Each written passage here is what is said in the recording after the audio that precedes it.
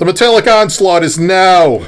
Well, only we don't have a lot of people. Well, we sort of do. There's 5 of us. Just the 3 of us in New York State and 2 people in the outskirts of St. Louis. Who are those 2 people? Those 2 people are in a band that we absolutely love and loved back in the day when their albums Suffering Hour, Reason, Manic Impressions, etc. came out. Metal Blade Records, Axis Records over in Europe. And Joe and I saw them for the Reason Tour.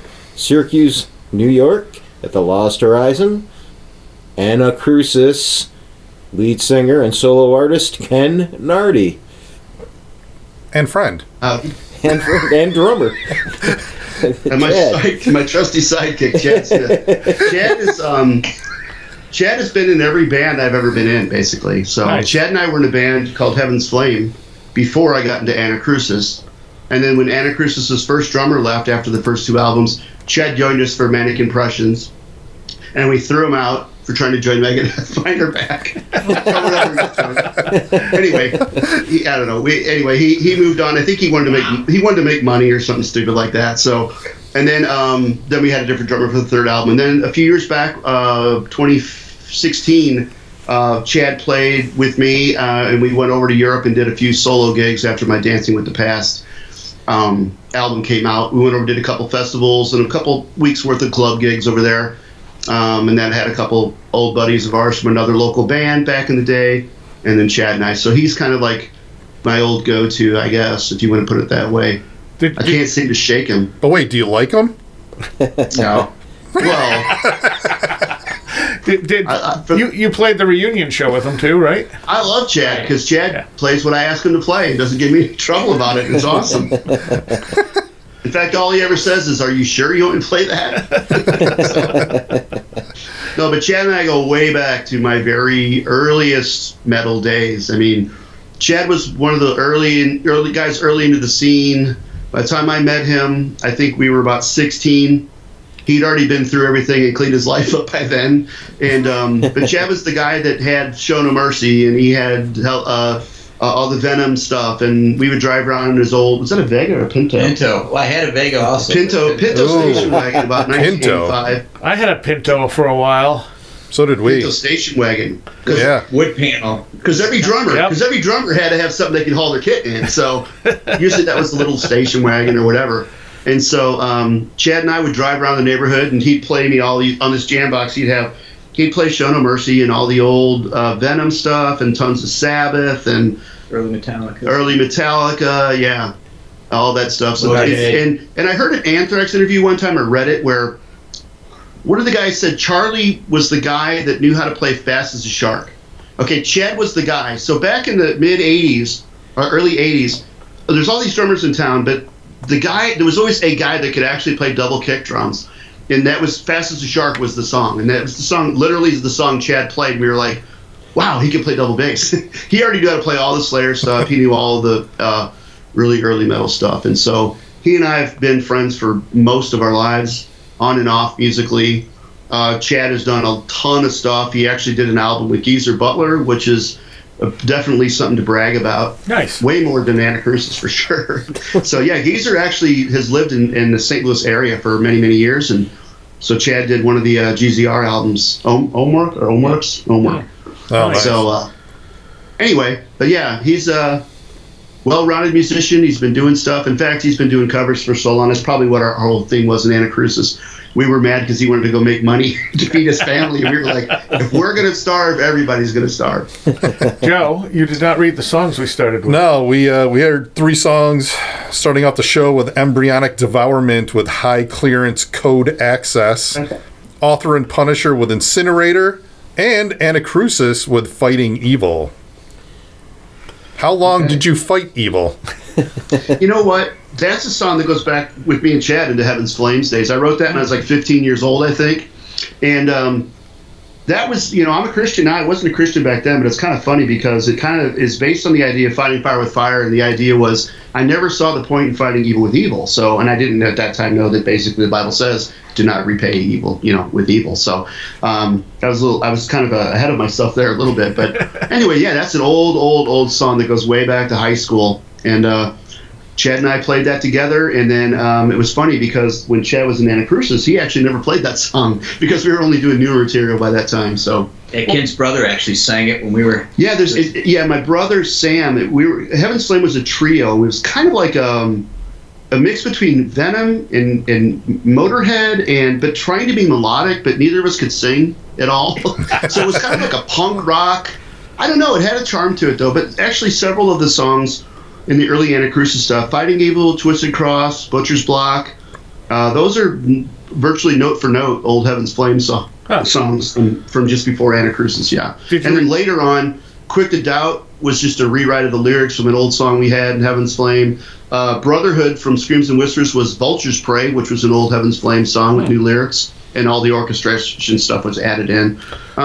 Child Inside from Reason was an old song from Heaven's Flame that I just sort of punked up a little bit and added a riff or two and rewrote the lyrics to. So a little of that Anacrusis or the Heaven's Flame stuff got sprinkled in throughout those. I don't like to waste anything, so if I have something I liked, a riff or whatever, I usually try to use it somewhere along the line. I'm not really prolific, although you wouldn't know that from the last couple of solo albums, but generally though, I don't just write 50 songs and pick the best 5.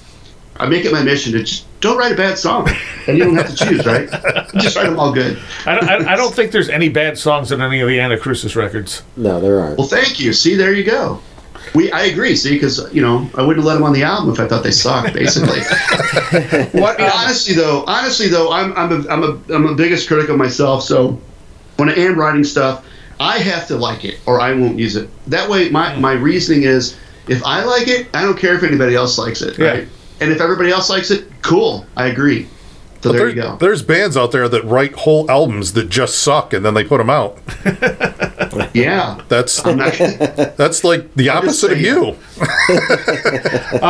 We could name them, but I don't know if we should. Although I have to say, we were signed to a 7-album deal with Metal Blade, so we did the first 2 albums, Suffering Hour and Reason, for Axis or Active Records out of the UK.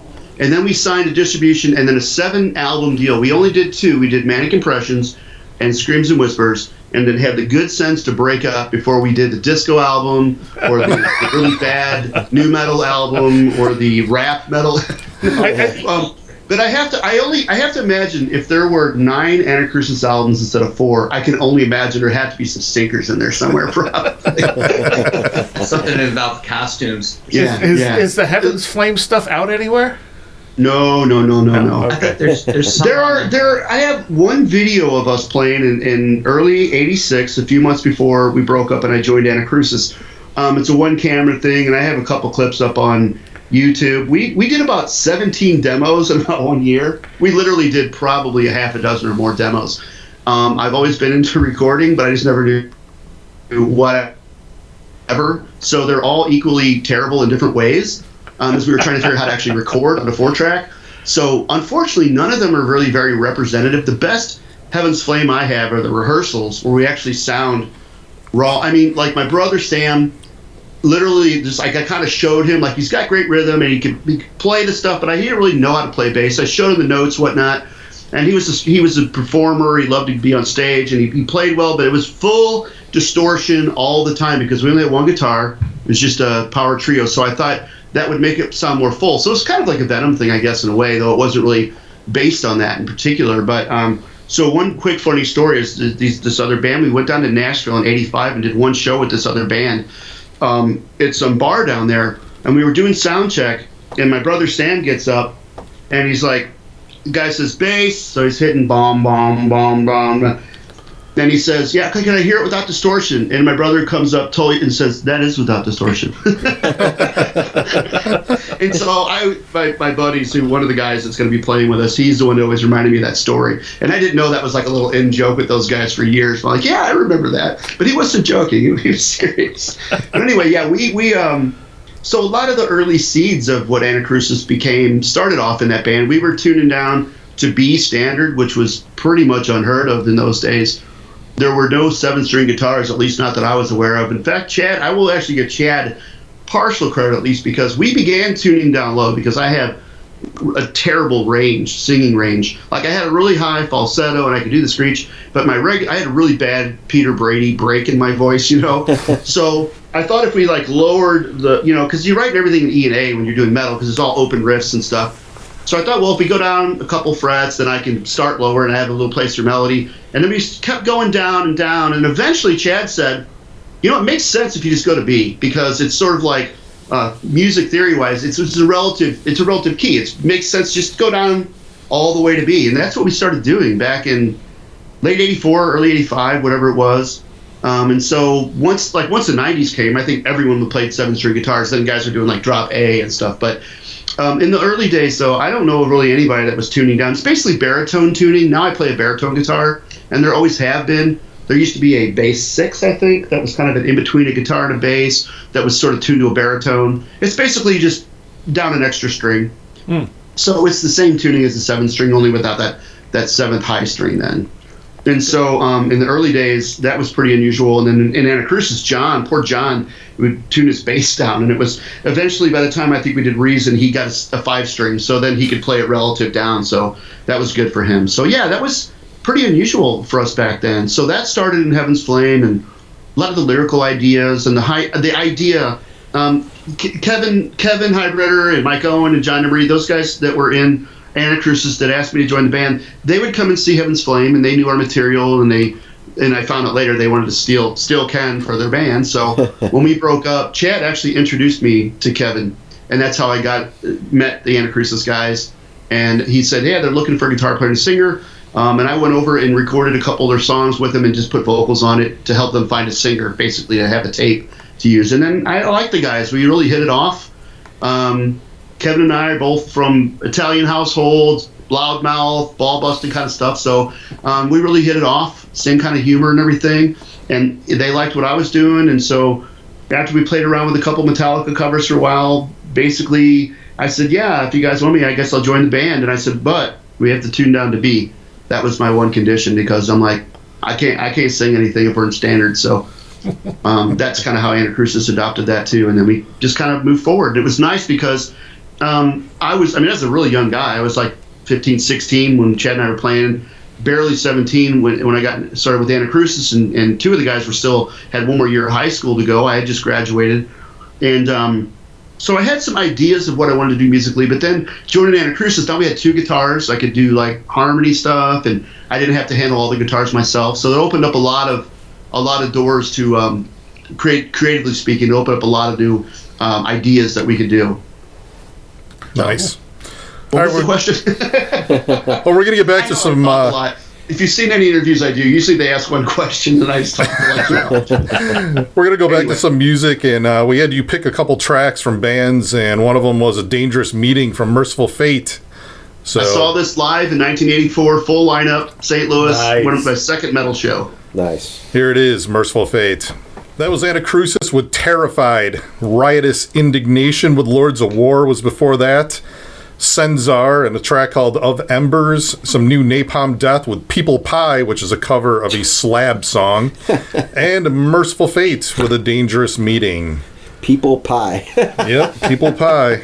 And I was bragging about seeing that Don't Break the Oath tour. I was a really young dude, but the very first metal show I saw was Grim Reaper. Nice. Laugh all you want. It was pretty heavy for me at the time. And then literally maybe a month later, I saw Merciful Fate. The full lineup stood right at the stage, literally a foot from King Diamond the entire time. It was amazing. And you played played with them on that Buffalo tour. We did later, yeah. Later when they of course that was the original, Merciful Fate, and then it was weird because at that show, Hank Sherman was wearing kind of like a white and pink sweatsuit or something weird. It was kind of that's before the whole Fate thing happened. Right, and so we knew something was a little off. It's kind of like when we saw Into the Pandemonium, and they had that's one of my favorite. Into the Pandemonium is my favorite Celtic Frost album. Yeah, mine too. He came out with that pink eyes on. That is one of my favorite albums of all time. You're thinking of Cold Lake. Followed by the Cold Lake, which made sense. Okay, can I tell you a couple quick stories about Celtic Frost real quick? Sure. So, I love even the Morbid Tales stuff. All that stuff is cool. And then Into the Pandemonium blew my mind. I loved it. It's one of the most influential metal albums in my life ever. Obviously, all the orchestral stuff that Anacrusis ended up dabbling in, and the last album, that was pretty much. Of course, I love Moody Blues and ELO and stuff too. But as far as metal goes, it was Into the Pandemonium that really got me. I mean, that sound was just amazing. And so, back in the early in the 80s, the gal that managed the local St. Louis metal bands and booked shows, she booked this club, Mississippi Nights, and that's where all the big national or international metal bands would play. And so we would get to go down. One or two of us would get to go down and help roadie and get in the show for free. And so a couple of us got to go down. This is before Chad was with us. I went down, and we got to hang out all day in the club. And so, and I've read Tom's book, and I don't know if any of you have read it. Are You Morbid? It's a great, great read. So Tom put a book out years ago. It's really hard to find. But anyway, it's a great read, and he kind of goes into all this background about how he was seeing this gal at the time, and it was like he was all caught up in this whole love affair and all that stuff. So it makes sense looking back. So first of all, I've only ever seen the photographs of Tom Warrior, and he looks about 9 feet tall to me in all the album covers. Oh yeah, he's really short. Little guy. So he comes walking in the club. He's kind of a little guy. He's got this like bomber jacket and this super smoking hot blonde on his arm. Yeah. Who's like this one. Anyway, and so we're like, oh, okay. Tom's doing well for himself, whatever. So anyway, they do sound check and all this. So then during the show, and she was on the side of the stage. So first of all, Reed, the drummer, he had all these like high heel pumps all over his drum set. You know what I'm talking about? Like women's high heel shoes. And we were kind of like, okay, that's a little weird. They had the fourth member. Wait. The show, let me say this: the show was amazing. It was heavy as any. It ruled. I love the show. So other friends of mine have different memories of it, and looking back with hindsight. At the time, great, man. It was great. But during, and I swear, and I'm sorry, Tom, I love you, but during the show, I saw him go over and play kissy face on the side of the stage with this girl during the show, and he had like acid wash jeans and stuff on. We were like, "What's going on?" But they sounded exactly like the album. It was so heavy. This is for the Pandemonium tour. Yes. But so then when Cold Lake came out, we were like, oh, okay, that makes sense. And yeah, that was really cool. I couldn't blame him, man. She was smoking. But, and this whole Swedish bikini model, smoking. Yeah, but, man, he came out. The other guys are like, oh, with the eye makeup on, and he comes out with the, like blow-dried hair and the pink eyes on, and the khakis or something. And he's going over kissing on the chick, and I'm like, the guys are just looking at him like. It was like when Kerry King was the only guy in Slayer that was still doing the spikes, and he'd go over like, and they look at it, and everybody else is like chilled out a little bit, Yeah, but they sounded great. They sounded fantastic, but you just couldn't look at them. Yeah, and they had the fourth member. They had the guy, Ron Marks or something. The guitars. They had like a lead guitarist at that time too. They went to a 4-piece then. I think before that, Tom just did everything. I think they were basically a trio up until that point. So they had the guitar player. And he's going to assassinate us. Yeah, we were like, you were looking at it and going kind of like, but you know what? Any of my friends, I have friends now that say, "Oh man, it was so corny." It's like, no, it wasn't. The show was amazing. Nobody knew what was coming. You thought it looked a little bit odd, and if I had been there doing sound check, and I wouldn't have probably noticed him doing a little boyfriend stuff over between songs. But yeah, it was kind of odd. But the show was amazing. It was great, and Tom owns it 100%. If you read his book, backpedal. There's literally like a whole. It starts off in Pandemonium, which is great, and then he literally just apologizes for the Cold Lake album for a while. And you know what? He probably should. If the one dude's pants weren't unzipped on the back, I've heard that the album's actually pretty good, and I actually only ever heard some of it. Because I don't know. It's not. No. If he wouldn't have had all the stiletto heels all over the drum set, it would have been awesome. Yeah.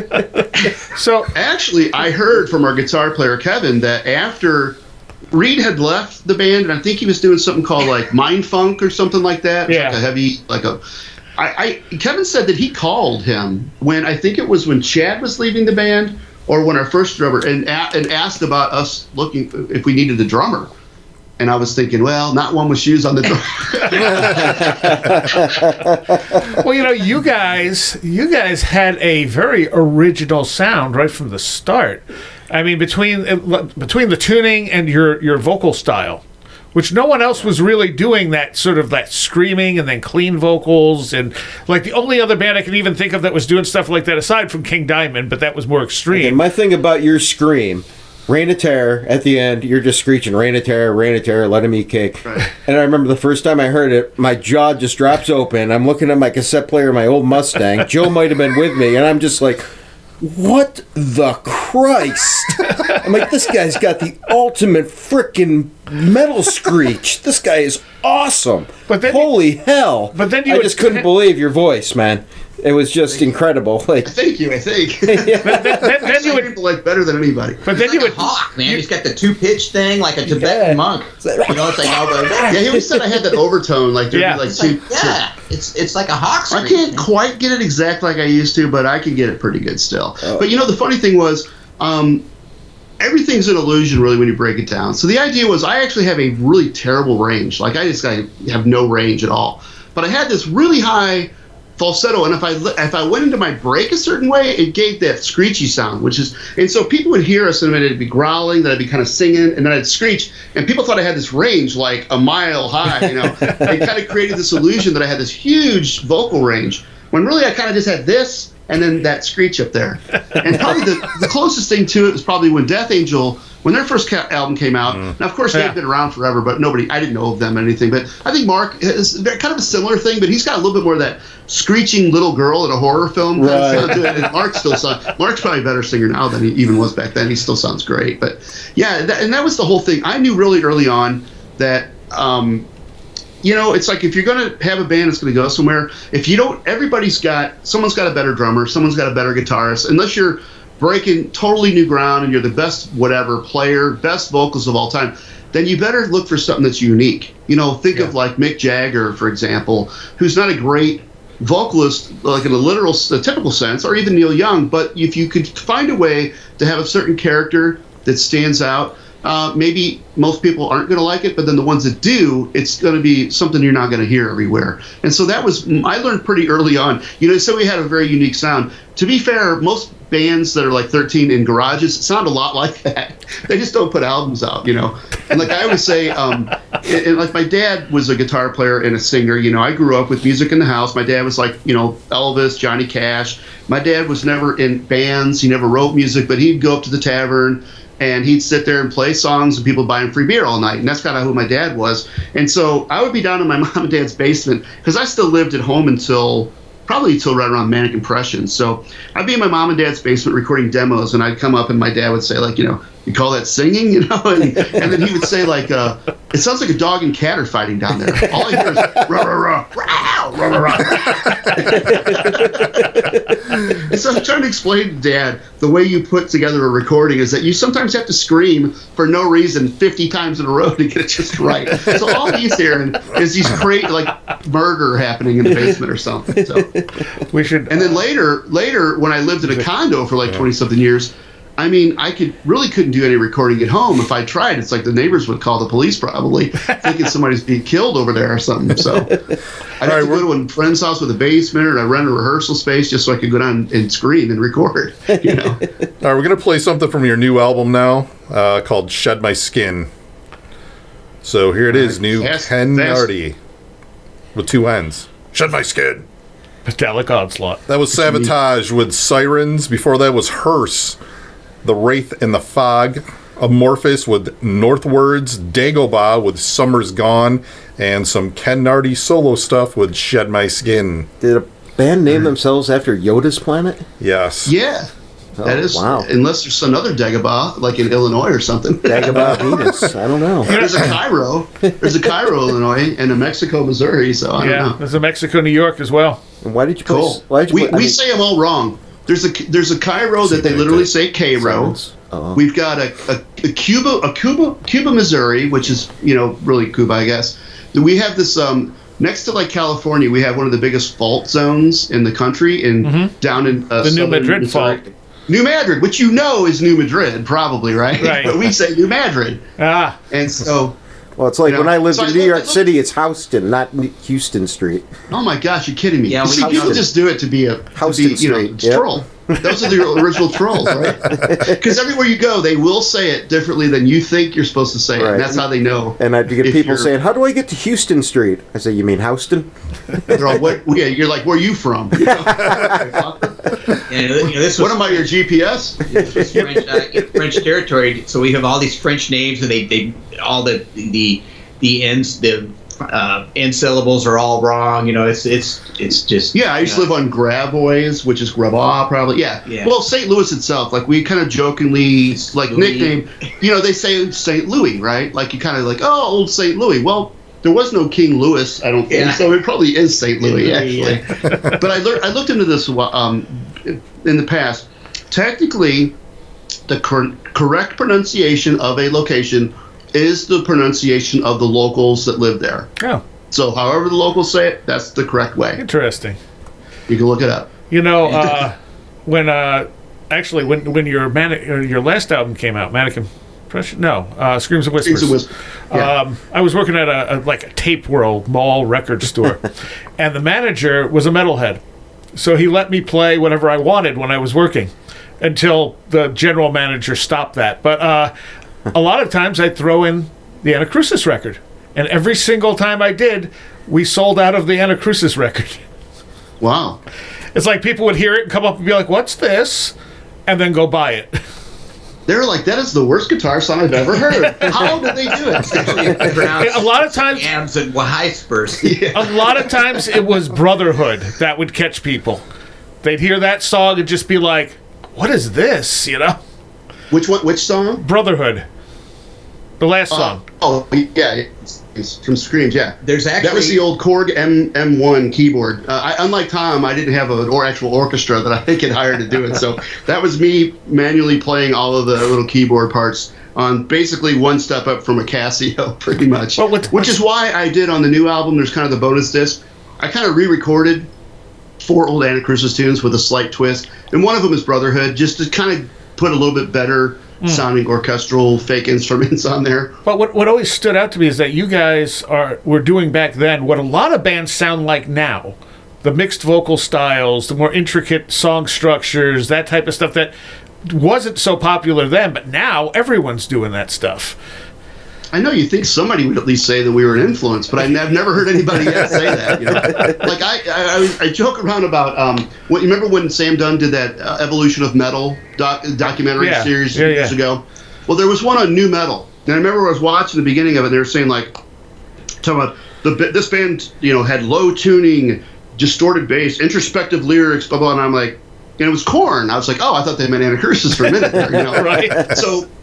But yeah, I think, and I don't know if a single person heard Anacrusis and said, I want to do that, or if it was just a matter of being a little bit ahead of the curve. I don't know.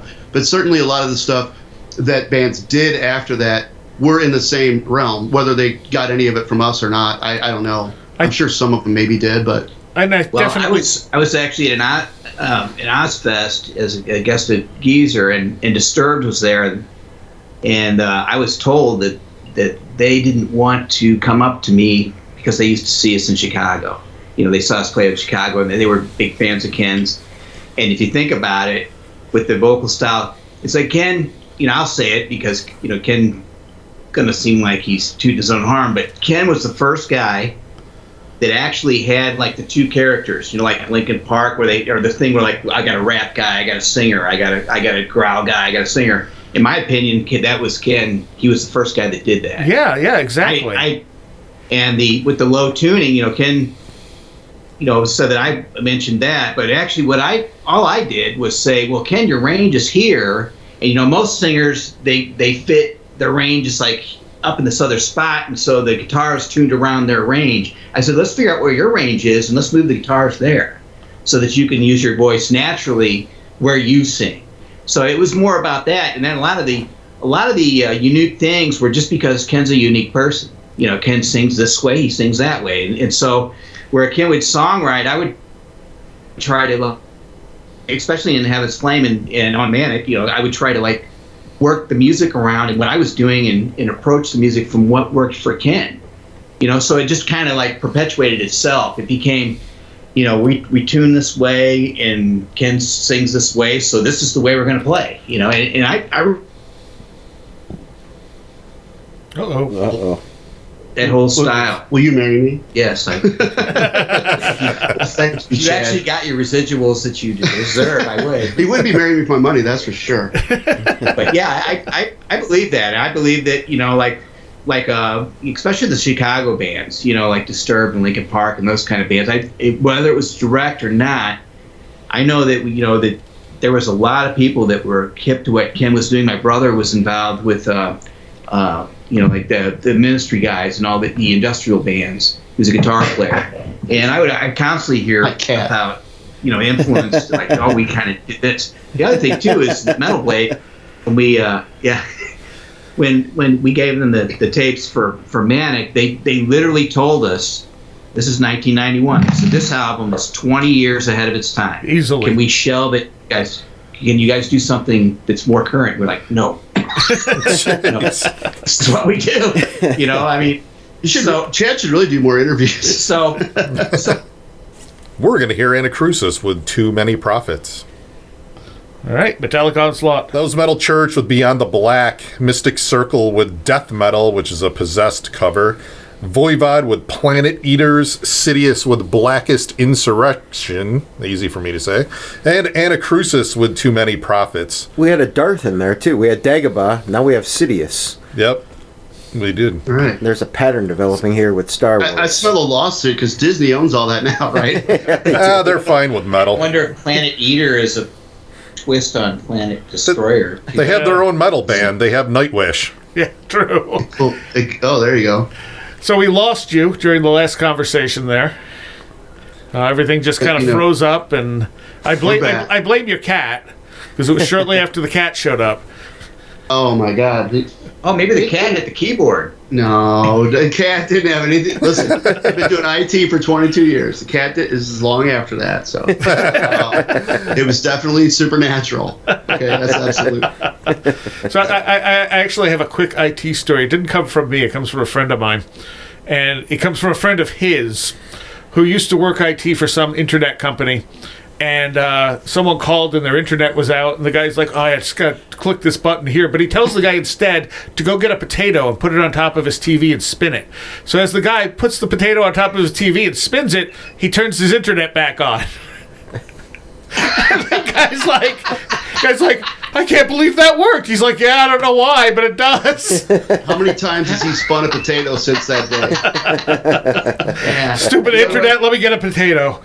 I've seen much weirder, stranger reasons for internet to not work than that over the years. But. So yeah, you just mentioned that you played Beyond the Black from Metal Church, right? Yep. Yeah. So, speaking, we were talking about my vocals. So, David Wayne was really one of my, obviously I grew up on Kiss and the Beatles and a lot of the other stuff. But when I got into metal, David Wayne was just my vocal god. I mean, his voice on that first album in particular. And I wanted to mention that back in 1985, Metal Church did a very small tour of just some limited dates. And one of them was in St. Louis. And Chad and I were in Heaven's Flame. We got to open for Metal Church on the first album. Nice. And so obviously we got to be there all day, sound check, watch them sound check. And at the time, and I wish I'd have thought about it, I would have got the old I've got the LP back in the basement over in the box. I actually went up to David Wayne after sound check and went up to him and said, hey Dave, you're like my total vocal hero. And he signed the back of my order form, the one that had the neck brace and stuff on there from the first LP. So Dave signed it to Kenn, best wish, whatever it was, David Wayne. Still one of my most prized possessions from my metal life. So yeah, we got to open for them on that very first tour. Super, super cool. Was one of my early huge influences. Of course, David was 10 times the vocalist I am, but I loved his scream, and if you want to think I ripped it off from anything, I was maybe trying to be him a little bit, but I did have my own kind of screechy thing to it, because he just was a very controlled, he could do it on key, to pitch. I just kind of did it whatever and just threw it in. Well, but back with, go ahead. I was going to say, consider King Diamond was trying to sound like Rob Halford. You know what? I said there's a little online Anacrusis website from back in the GeoCity days when I wrote our little bio on there. I mentioned growing up, I said when I started trying to do metal, I was shooting for Halford and ended up King Diamond, basically. So on the early demos, and even the early Anacrusis demos, I was doing those, the high-pitched even higher, but it was falsetto. So it kind of had that Frankie Valli, King Diamond falsetto-y sound to it, not the full voice like Halford could do. And the smartest decision I probably ever made was between Annihilation Complete demo and Suffering Hour, I decided I'm not going to do the high-pitched screams. And thank God I dropped them because they sounded bad, and I would have had to do that the rest of it. I'd still be doing those to Fighting Evil, like, whatever. So I kind of just turned those all into the screech, basically. But back to the vocal thing that Chad was talking about. People growing up want to be their heroes and stuff. And, he might be right to some degree. I might have been one of the first single people to do it. But where I was probably getting it from was The Wall. The Wall was an album I heard when I was 12 years old. Changed my life. I mean, it's my number one album to this day. Nothing's ever topped it. And one of the interesting things about Pink Floyd, or bands with two vocalists, and this was probably Bob Ezrin, production did it, is The Wall has the two voices. I mean, or at least two voices. So you've kind of got Roger's sort of, pained, distressed, wailing kind of voice, and then you have Dave Gilmour's got that smooth, melodic, nice, very pleasing voice, and they were able to use that. And so, most people want to be like John Lennon, or they want to be Paul McCartney, or they want to be Gene, or they want to be Paul. Well, I wanted to be Roger and David Gilmour and John, Paul, George, and Ringo, and George Martin. I wanted to be all of them in some way. And so that's kind of probably where it came from. I try to do everything I could, as much as I possibly could. So you know what I mean? So it's like I didn't want to be one. I wanted to try to do it all if I could myself. And so some of it I could, but I think that's where that double voice thing came in. There's a documentary about the Pixies from several years back when they did a reunion. And it's called which I went to in New York City. Saw them play live. The documentary was called Loud, Quiet, Loud, or Quiet, Loud. Yeah, Loud, Quiet, Loud, which influenced Nirvana.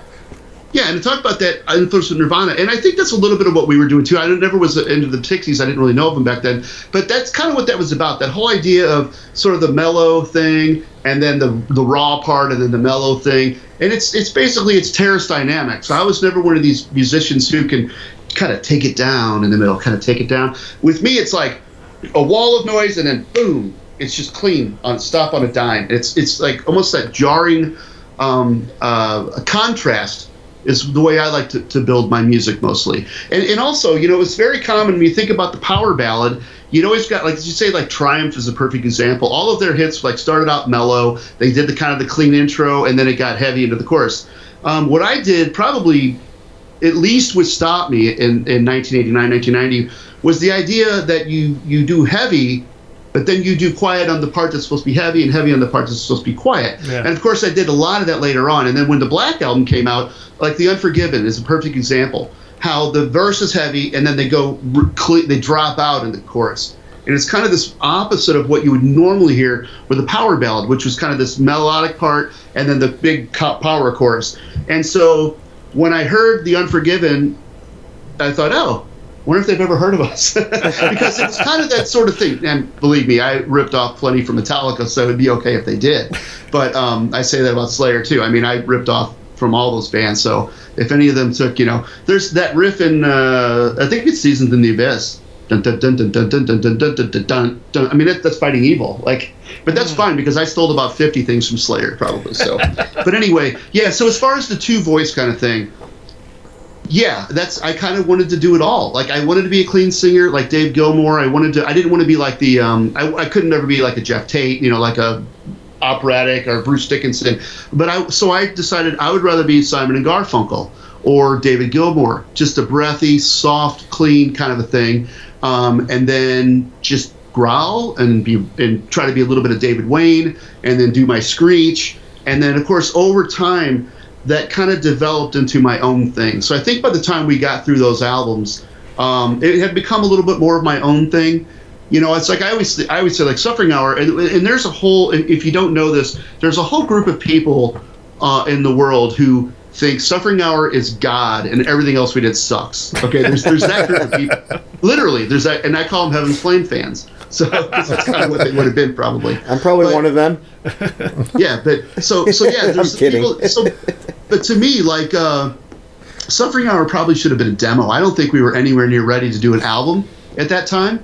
we kind of just and we were all young, and we were all, you know, like I say, it's like your first time at other things, you know. It's like it doesn't last as long as you hope it might. You don't know what's going on, you don't know what you're doing, and then you think about, when you look back and you think, oh, I should have done this, I should have done that and that. So it's like a lot of other things. But yeah, so that album is sort of because it was like a third Heaven's Flame songs, a third songs Kevin had written before I even knew them, and then 2 or 3 that we wrote together. So it was kind of a mishmash of different things. And then Reason was probably the first time we tried to really have a little bit more of our own identity. And of course, we also did a lot of other things, like tried to use drum triggers, and it was just a technical nightmare, which I won't get into, but once again, a nightmare. And then Manic is the only album that doesn't have a single note of leftovers anywhere on it, okay? When Mike left the band, Mike Owen was our first drummer, and Mike was much more of a Keith Moon type, just crazy, super fast, a million cymbals, everything.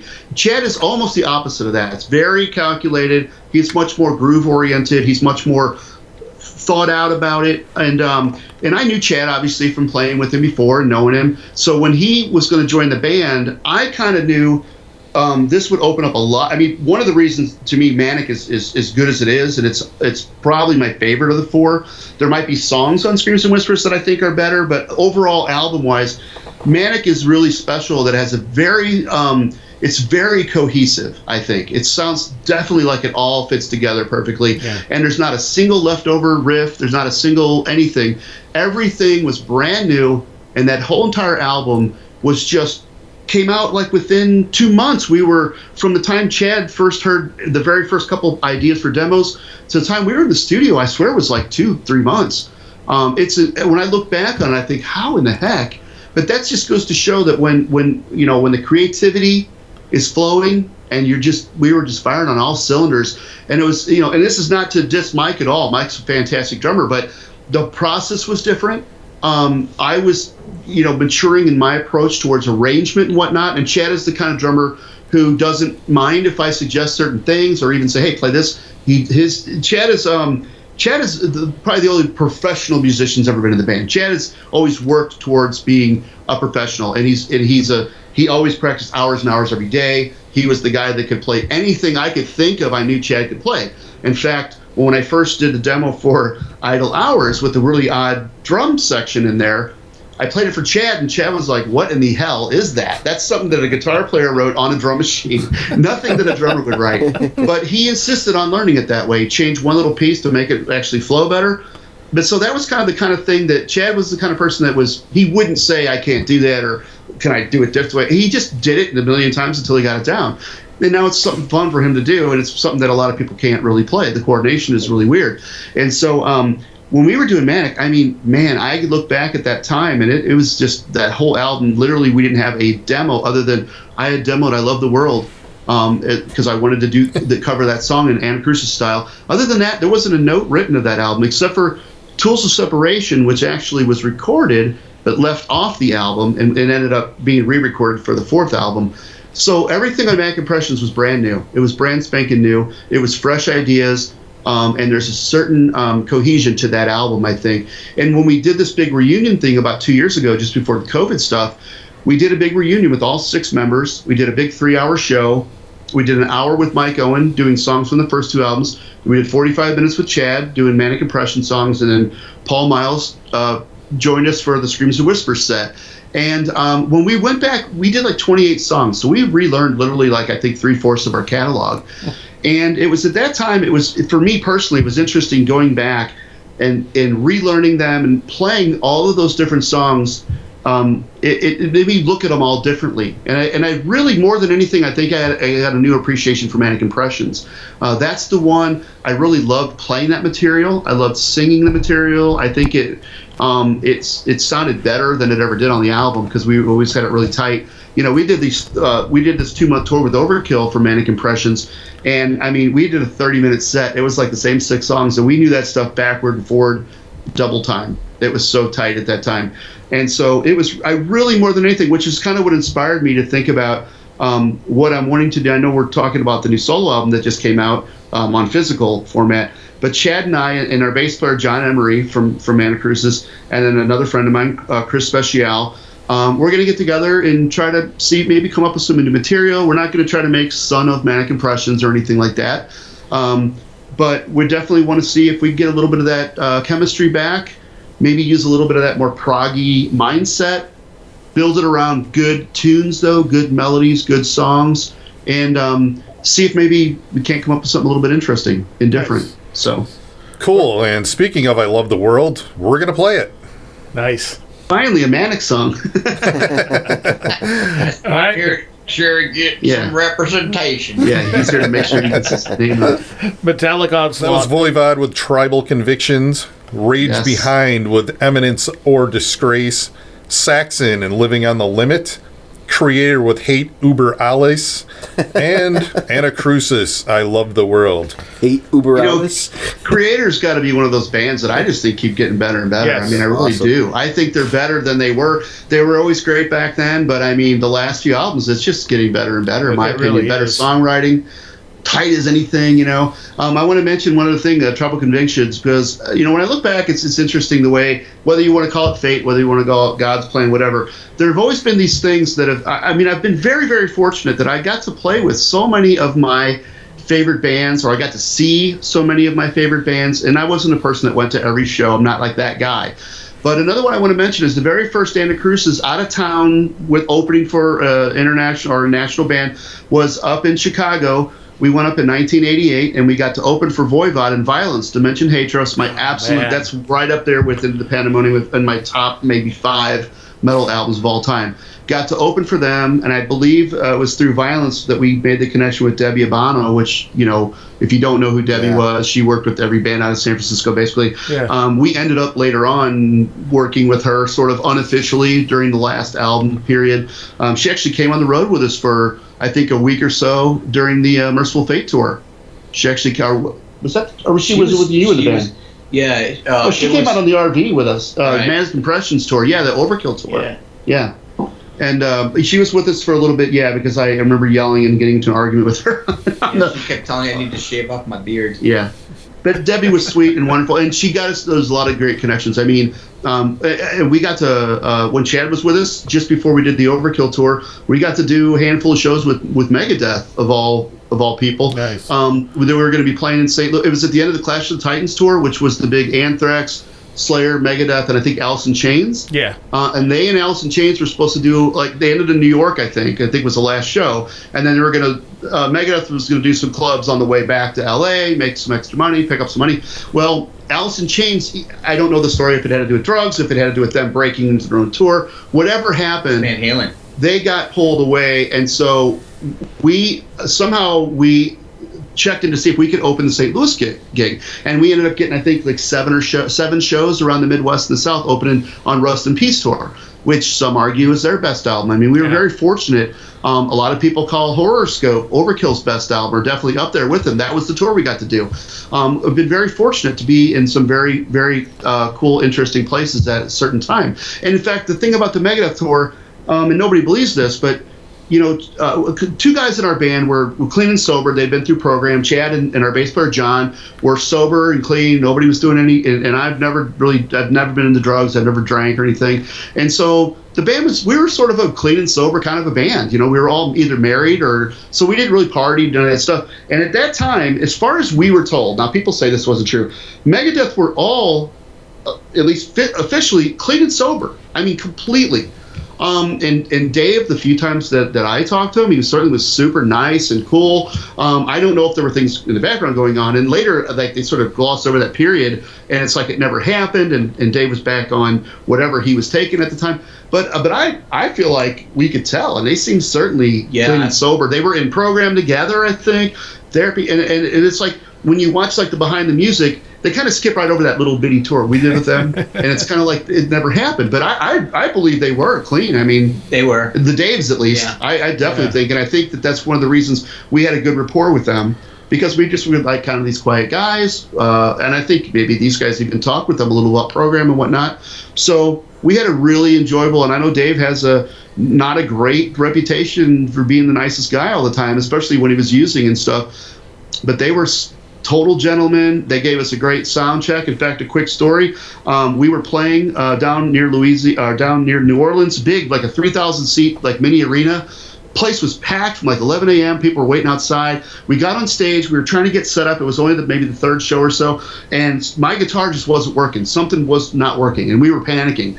And like literally, the crowd was coming into the venue, and we were just thinking, okay, can we do this with one guitar? And I'll just do. We didn't know what to do. And then finally, the last minute, we got it working. Bam, show went up, and I was like really freaked out, stressed out. So I went and sat outside, and I'm not. It's no big deal.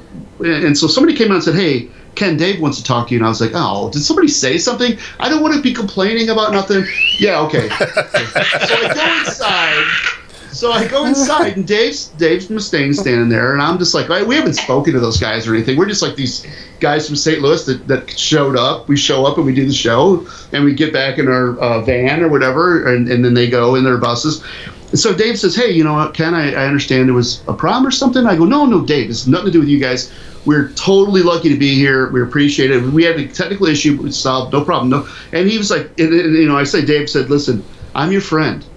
Okay. And he said, if you have any problems, let me know. We apologize, because I should go back. Every night before they would sound check, they'd run through Wake Up Dad just before they'd rap, before we'd get up and set up. But they would spend about a half an hour to an hour running through what would be Countdown to Extinction material, okay, riffs and stuff on stage. And we listened to them working through all these riffs and songs. So it would go kind of long. So I think what Dave thought was like, we were freaking out because they went too long. And I'm like, I'm not going to complain. We're lucky to be here. And so, and I will say, every single show after that, they made sure they stopped and we got the sound check.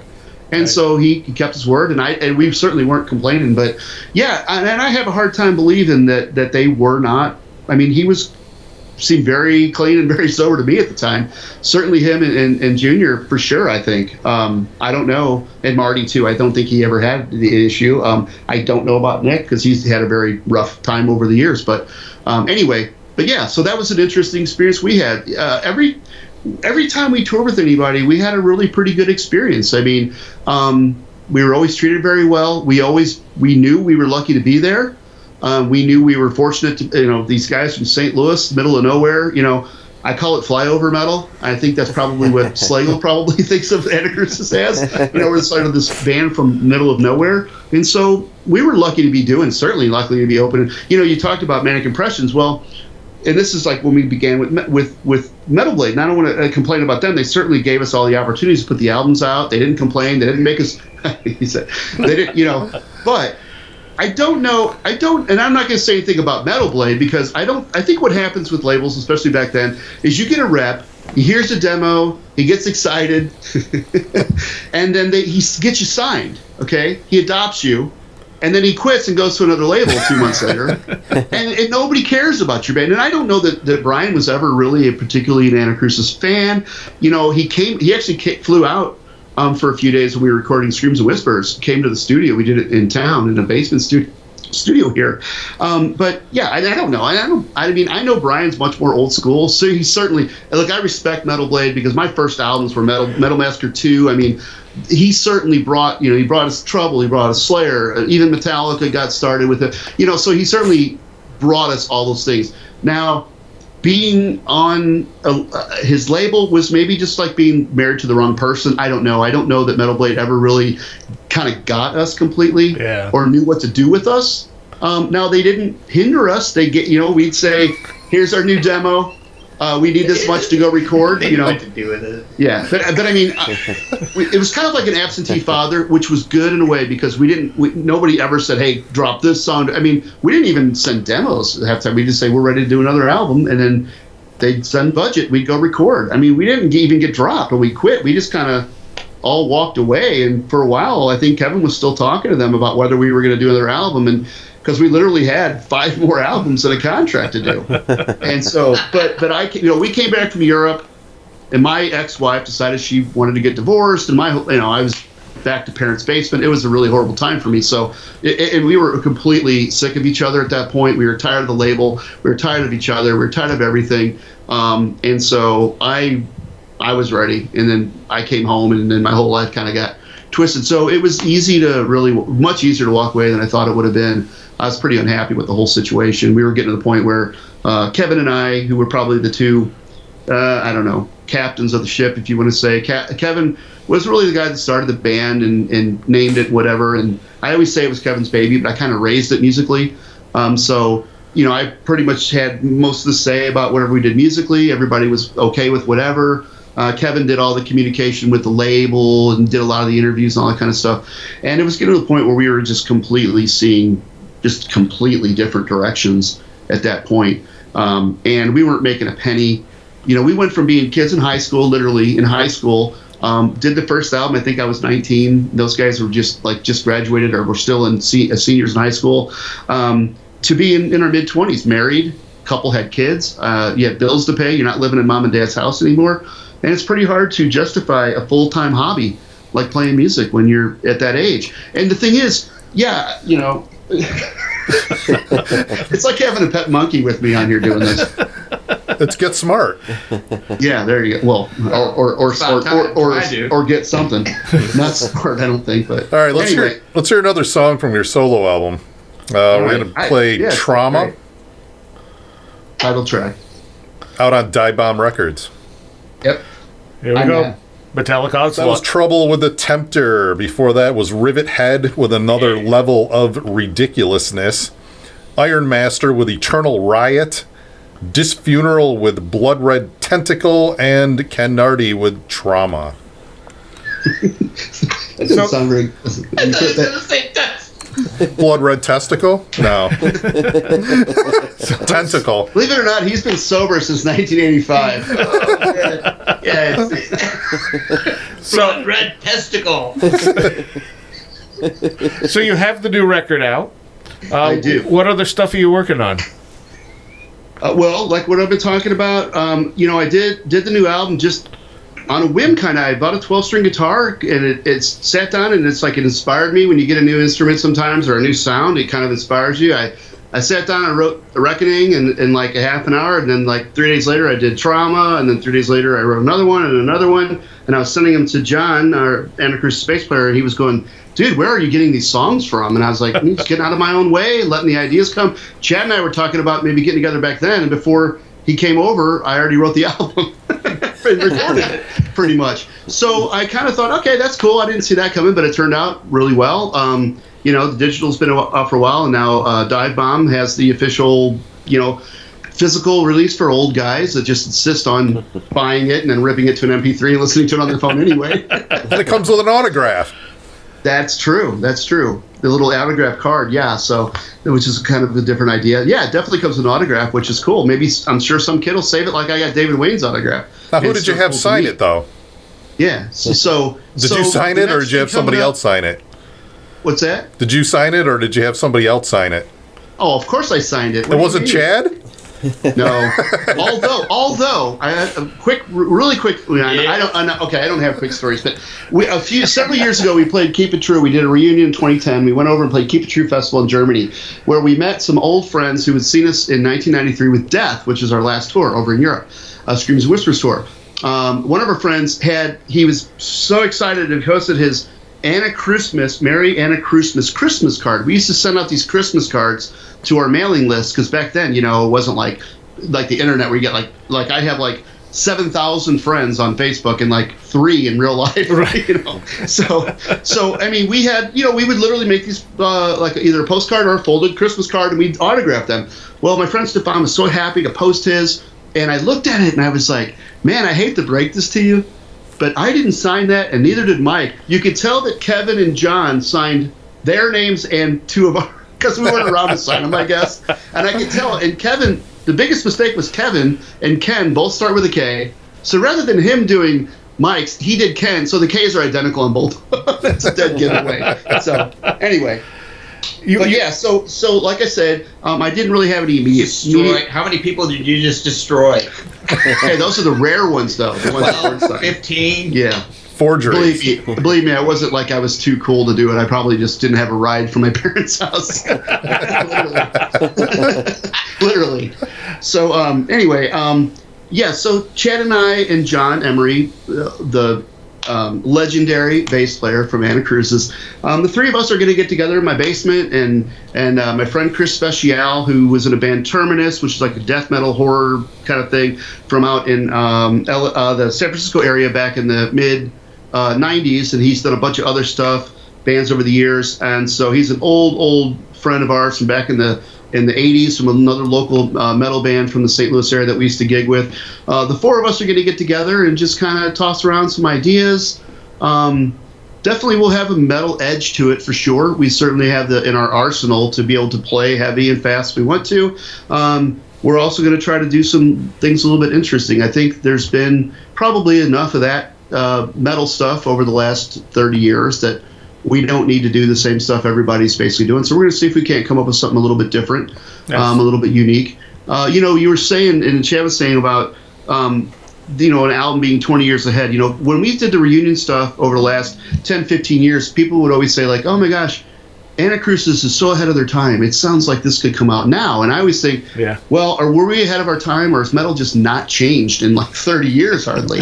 In a lot of ways, I think, with the mid 90s and onward into the 2000s, one of the things I think melody almost completely died, unless you get into like power metal or kind of that over the top sort of stuff. It just kind of became all about the growly sort of, or you've got the, like Chet, you got the two guys, you got the one, it's like either it's the clean singing and then it's the death metal thing comes in, and there's a lot of that stuff, but songs have just gone away, I think. And the difference between, I had you guys play some of my old favorites, and I also want to say I saw Sabotage live in '85, Power of the Night tour, another one of my favorite bands. And we also Anacrusis got to open for Trouble on Long Island in 1990, the Rick Rubin self-titled album.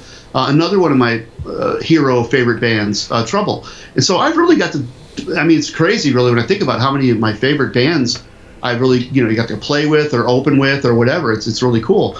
And so what we're looking to do is, and what I've been trying to do with my solo stuff more so, is kind of bring back songs a little bit. When you hear those old, more classic metal, we were still kind of coming out of the 70s when then you had Priest and Maiden coming in, and really it was still a lot more song-oriented, melodic stuff, and then it got a little heavier and heavier with Metallica, Slayer, whatnot, and then, Slayer has pretty much been minus melody forever, but it's okay because they're Slayer. They got their own thing going. They don't really need it. And some bands have great melodic riffing, which makes up for it. Certainly Creator doesn't have a lot of melody, but the music sounds melodic because it's well written. The riffs are melodic, and it moves, and stuff. And so what we're wanting to do is sort of, we're not 18, 19-year-old guys pumped full of testosterone, running around like crazy people anymore. It's like sometimes you just want to hear something that's a little bit more mature, whatever you want to call it. And Chad talked about the lyrics. My whole life I've been in, like, Roger Waters is, like, to me, my lyrical genius. He's my hero of lyrics, maybe not politics, but lyrics.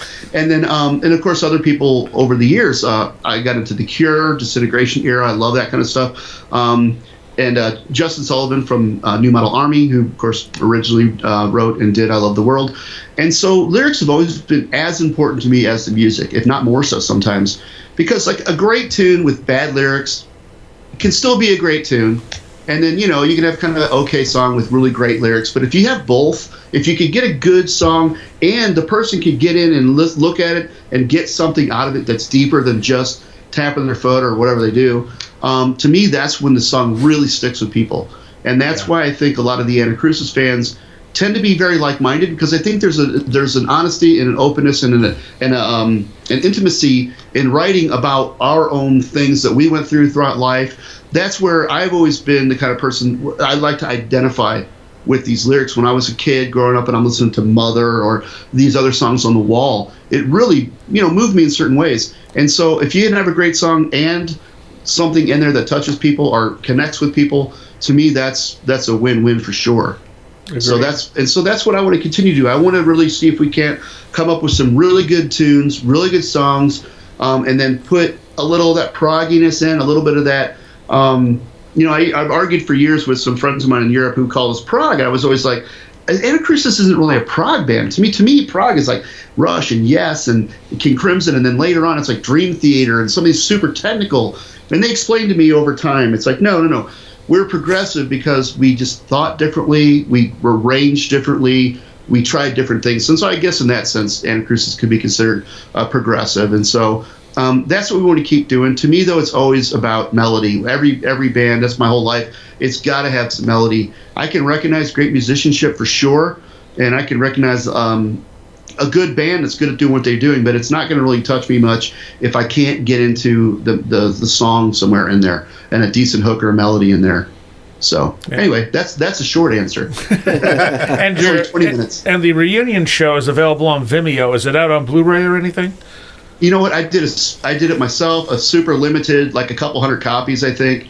I ended up, I shot 10 cameras for that, and we professionally recorded the sound and stuff, and then I spent about a bazillion hours editing a 3-hour concert, basically, which I'm really proud of how it turned out. It's amazing. You can go on Vimeo and you can watch it, stream it there. I did like a couple hundred copies, physical copies. It was literally we did the show December of 2019. So literally COVID came within a couple months, and then everything was just so messed up with shipping and everything during the whole COVID stuff that it was just, and unfortunately, the worst thing about being in Anacrusis with fans is that most of them are not in America. Most of our fans, we've always had a much bigger following in Europe, particularly Germany and a few other places.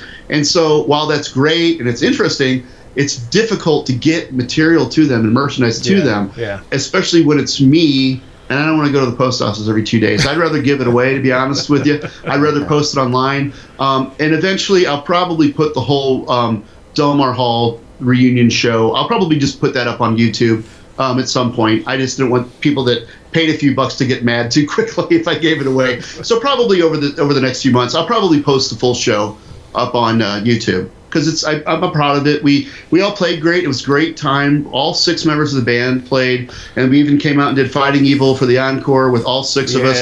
Chad, Paul both on drums, Mike Owen playing guitar, me singing. Like I've said, that's probably the most fun I've ever had in Anacrusis on stage in all the years. It was just a great time. We've had our differences over the years. We've done reunion stuff that's gone well. We've done stuff that hasn't gone well. And it was a really good time. I feel like it was great closure for the band. We got to go back and revisit a huge chunk of our catalog, basically, and that was to coincide and sort of celebrate the Metal Blade reissuing all 4 albums. Is kind of what got us the idea to do a show like that. Well, so as someone who bought it, it was only $10, if I remember right. Well worth the price. I mean, for a 3-hour concert, and you sounded absolutely amazing. And as someone who does video editing, I was really impressed with every aspect of it. Thank you. And I want to tell these 2 posers that Pink Floyd and The Cure rule, because they disagree with me. They disagree with me. I love The Cure. I love Pink Floyd. I love The Wall. These guys are like, listen to some more Pink Floyd, the Wall and Disintegration. Now, The Cure, I can understand not liking them if you hear the wrong stuff, okay? The Cure I have a love-hate relationship with, because Disintegration is one of those absolutely magical, perfect album. Yeah, perfect. It's literally like number 2 after The Wall, probably, and since 1989. And it's never been topped. Neither of those albums are my all-time 2 favorite albums. The Wall got me into so many things, into the idea of hearing sound in stereo and wanting to be a producer or at least record stuff. Now, I wish I'd learned how to be an engineer too, because that would have helped. But yeah, oh my gosh, you got to listen to Disintegration. But I can see not liking it. Pink Floyd, who doesn't like Pink Floyd? Some Pink Floyd at least. No Pink Floyd. I don't dislike Pink Floyd. I'm just not blown away by Pink Floyd. Oh. But anyway, and when you listen to... You might want to get that looked at. You had a wire loose in there. I can see that. No, and I can see that too. Some people think Floyd's like a hippie trippy kind of drug band, whatever, and they certainly are at some times, and they've been used for that for sure. Yeah. But lyrically, I can't think of any better lyricist than Roger Waters. Even though I booed him as loud as I could last time I saw him live because some of his politics were so on my nerves. Is he a Conservative Party member in England? You know what? I don't really fit with anybody, but I know it wasn't particularly, it wasn't a Trump thing or a right or a left thing. It's that I saw The Wall a few years before when somebody else was it. Let's put it this way. I paid $450 for 3 tickets.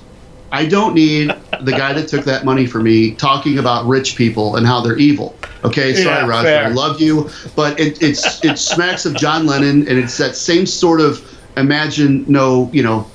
imagine no possessions while I live in the Dakota. You know, it's easy to say these things, and I know Roger means what and he has certainly lost his father. I get it.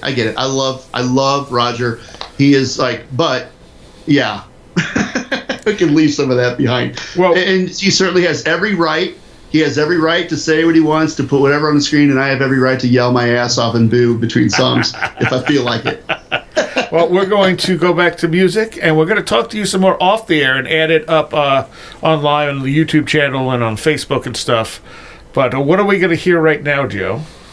Oh, we're going to hear Twisted Cross from Anacrusis.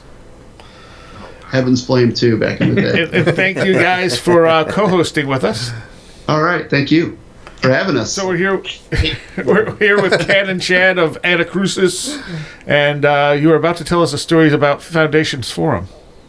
Yeah, so years ago, back in 1990, there used to be this thing. It was Foundations Forum was a big music industry convention out in L.A., and it was like a couple days, and they had, you know, you'd go into the hotel rooms. Each like label or whatever had like their own hotel room with like set up like a little booth almost, whatever. You go in there. In fact, I remember going into, I don't remember what label Priest were on. I want to say whatever. Sanctuary, wasn't it? No, whatever. Columbia. Anyway, I remember going into their room and they had a big screen TV and Painkiller was on. And it was when that's the first time I saw that video. So that was like that 1990. Anyway, so it was a music industry thing, and everybody went, and I saw they had like small showcases, like with a couple hundred people, where you go see these new up and coming bands. Like I saw Alice in Chains before the first album. Nice. I think and I appreciate the band, but I kind of was bored by it, to be honest with you. At the time, I kind of didn't, because it was weird because everyone was talking about them for days before. It's like you already knew they were famous, even though no one had heard them yet, because everyone was talking about it already. And so I kind of didn't really get it. It's kind of bored me after a few songs. But anyway, I'm more of a Nirvana guy, I guess, than those guys. But anyway, so I went out there, and it's just a bunch of music industry people. And you really learn a lot, and not in a good way. You learn kind of who's behind the scenes. And what I saw was, and this isn't everybody, of course, but like a lot of the women there were sort of just like kind of like being around musicians, kind of. So they looked at the labels that, you know, they kind of seemed more into talking about what new bands they. Well, okay, I'm gonna get in trouble. If I was famous, I could get in trouble. If I had a career, I could ruin it, but I don't. So no, but and then everybody else, it seemed like it was a lot of people. It's like the only mission was I got to be the guy that mentions some band that no one's heard of yet. So rather than people really enjoying any of the music, and I get it, it's a business and all that, but they were more like, oh, this band, and then they kind of got, and then they were just right on to the next, looking for the new band all the time. And it just kind of really, but what it was is it was not. Like I'm a old-fashioned sort of a poet heart, I guess. I mean, I really like music and the idea of conveying music and all that. And I understand there's got to be somebody that has to bring it to the people. But what it showed me was that I have nothing in common with virtually anyone in the music industry.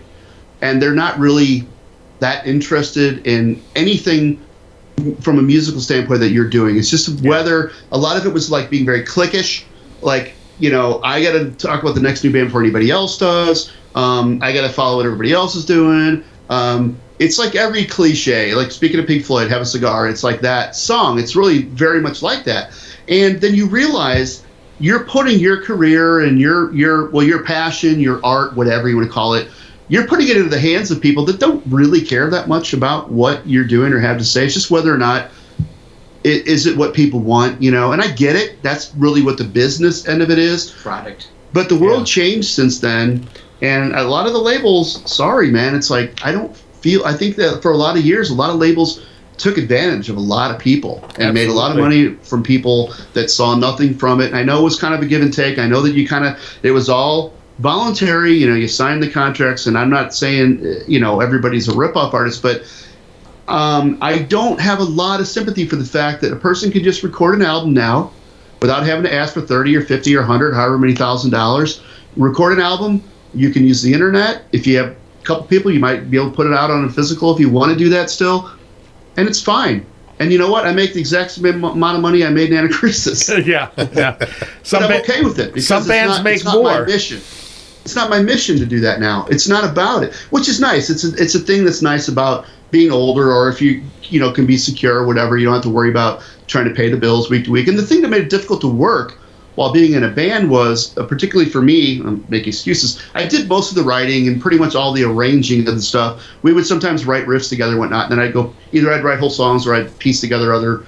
And so I was always, and then with the touring, you never knew. Like, if I look back at how little touring we actually did, I could have been working a lot of the time, but you never wanted to take a job, and because you're trying to get a tour, and then you're going to be there 3 months, so you're going to have to quit or ask off, and then it's, you know what I mean? So it sounds like excuses, but it's really, really difficult in the moment. If you could look back and do it all again, yeah, we did probably 6 months worth of touring total, maybe, or something, out of 7 years. But you don't know at the time, because we were supposed to go tour in Europe with Candlemass early on, and that got canceled. We were supposed to do a couple of other tours, and you never really knew. I mean, you knew where you're going to be on the road for two years, but it's hard to take a job and then have to quit again and go doing that stuff. And so I was married, and my ex was working, and I was doing the music.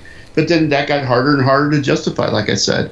And so now I can make music, and I think that's one of the reasons it's much easier for me now, is because I don't have to. It doesn't have to sound a certain way. I like to do stuff on my own anyway, because I don't have to compromise about any of it. But and so I can just do it to do it now. I'm not worried about, if somebody like got crazy and put one of my songs in a movie and I made a couple $1 million, yeah, great. I'm not saying I'll burn it in the fireplace or something, but it's not. It would be great. It's not my intention. You know what I mean? Yeah. Because I've always said, if you're going to want to make money and get chicks and all that, you don't play thrash metal that doesn't sound like anybody else in the whole world. If you want to be famous, that's not the way to do it. There are ways to do it that are much easier than playing in Anacrusis. But in fact, that was the other part of the story, was that we played there at Lost Horizons, whichever it was, that with those hair bands or whatever. We sort of were like headlining, I think, and at least one or two bands playing basically like Rat covers and whatever, Van Halen and stuff. And then we came out and opened with Terrified, and there were all these girls came down, handful, however many were there. They're all right in front of the stage, because all these cute guys with the hair and everything. And then we came out and we opened with Terrified, and like within 10 seconds I get into that scream that comes in when the thrash part starts. And they literally just went like this and walked away and left. Just left. And so, when you know that pretty early on, if you're trying to get, girls like that, you don't play Terrified to do that. Note to self. Note to self. Right. Well, the music industry it's just that. It's an industry, whereas you're creating art. They don't care that you're creating art. Yep. Yeah. Well, and I'm not some artsy-fartsy like, oh, it's my art. But no, literally, though. Right. But it's true. I understand the business of it, but it's like, I don't know, I don't want to get all philosophical about it and stuff, but it really would be nice. And I do think there are people in the industry, obviously, that do love music. Oh, yes, clearly. Absolutely. And but here's an example. When and this is every band. Let me say, this isn't just Anacrusis. This isn't, we got treated badly by anybody. But like when we did Manic Impressions, we had been on a European label or UK label, no distribution even for the first two. So here we are, Warner Brother distribution. We're on Metal Blade straight now. We got straight US release and everything. And, we played those shows with Megadeth, and people wrote us letters, and I talked to them later on. They would go to the record store and couldn't even find the album. I mean, It was literally not even, you couldn't even find it most places. Yeah. So what good does it do to play with Megadeth, which was, they say there's the big four. In my opinion, there's the big one. There's Metallica, and then there's everybody else. And there's a few that are pretty high up there. But Megadeth was about as big as it could get, other than Metallica back then. I mean, opening for a few thousand people, and then they go. The whole point back then was that's what's changed. Before, you'd have people come to the concert to go buy your album. Well, now nobody buys albums, so now they give the album away for free to get you to come to the concert, pay $100 to come in. So it's completely flipped from how it was. So back then, the only reason you're playing is so people see you and hear you and go buy the album, theoretically. Well, that breaks down if the product isn't anywhere near in sight. Because some people waited and went and looked and ordered, but most people didn't do that. They walk in the store, they don't find it, they buy something else, and they forget you as soon as they go see the next concert or whatever. And so we always felt, but the thing that really hurt was, when we did Manic Impressions, Armored Saint did Symbol of Salvation album. It was kind of sort of a reunion-ish type of thing, I think, at the time. And Brian, I think, was convinced that they were, and Armored Saint's a great band by every definition for what they did, but they were definitely much more old school-ish, even for that time, 1990 or so, 91. And from what I understood, Metal Blade kind of put all their eggs in that basket and really pushed that album. And what happens is, and if we were the band they were getting behind, I wouldn't be complaining about all this stuff. But for everybody else, you kind of get the scraps, and that's just how it works. And I get it, but that kind of happened to us with Manic. We kind of felt like it got really overshadowed. And then you fast forward to 93, and we do Screams and Whispers, and Merciful Fate gets back together, and Brian signs Merciful Fate to Metal Blade for In the Shadows. And I love Merciful Fate. Whatever, but the whole thing was exactly the same thing again. From my understanding, Metal Blade got to put, and if I'm wrong about all this, I'm just going by what I understand. I don't know how it works, but when I understood, I think they got a video on Headbangers Ball, one video a week or something they got to submit or whatever. And we had done this sort of low budget Sound the Alarm video, which actually got played once, but they would just play the King Diamond, the Merciful Fate thing. And I'm thinking, I love Merciful Fate, but that's never going to be a mainstream band. That band was not going to break through, in my opinion, in 1993.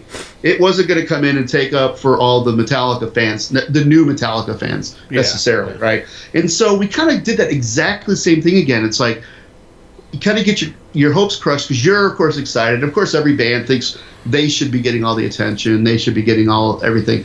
But I really felt like it wasn't I'm not saying there's anything rip off or anything with Metal Blade. It's just I don't think they were all that interested. And then the thing that really kind of bugged me, to be honest, if I'm being honest, many years later, after the bands broke up, I remember they started putting out these best of Metal Blades. There's 10 CDs or something. There's 100 songs, and it's they never put an Anacrusis song. It's we never existed. It's you would think if they had any love for the band at all, it's really weird, It's I just feel like they were never really that into what we did, and I can understand. I'm fine with that, but it's like being married to the wrong person. It's kind of just it's not beneficial to anybody, really. I feel like Thought Industry were in that same thing.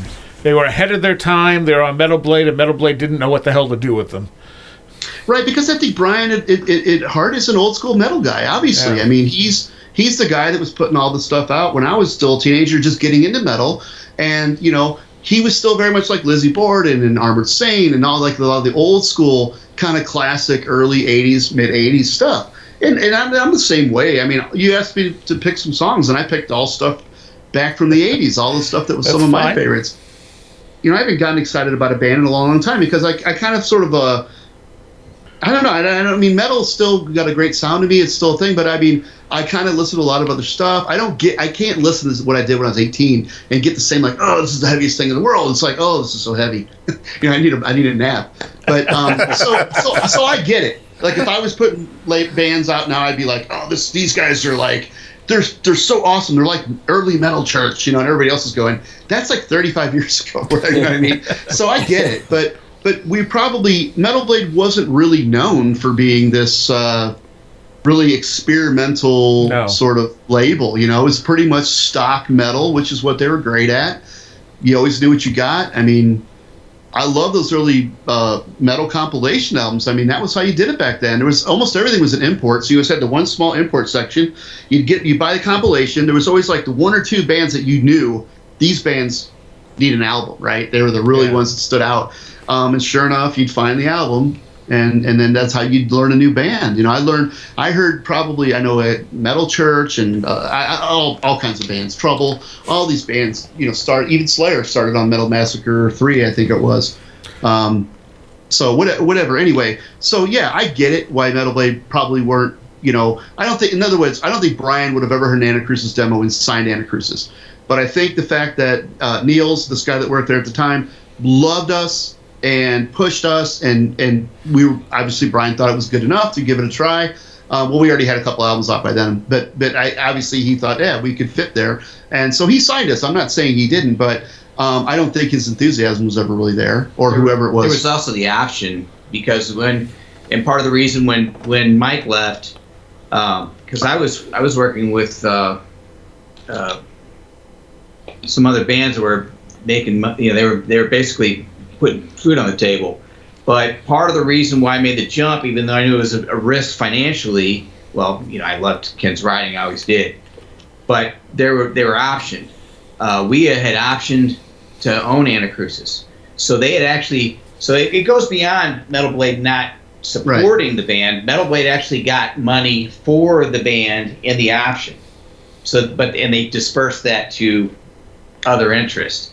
So we had bought the right. Warner Brothers had bought the right to buy Anacrusis at a set price for basically earnest money.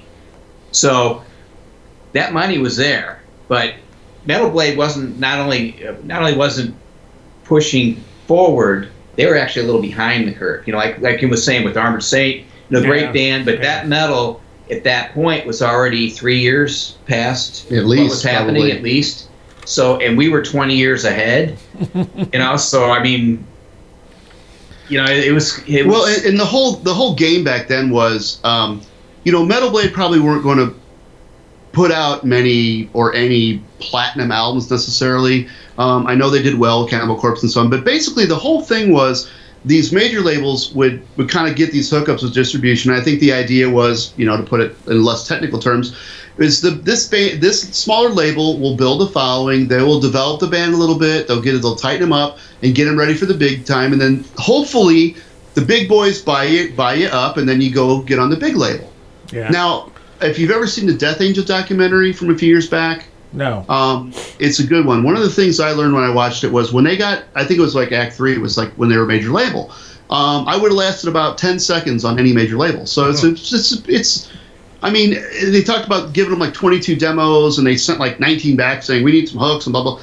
That's just not how it would have worked. I'd have just been like, no, I'm not into this at all. You know what I mean? I don't need some dude in a suit telling me what's a good song and not. Just my own way of doing things. So I was never cut out for that anyway.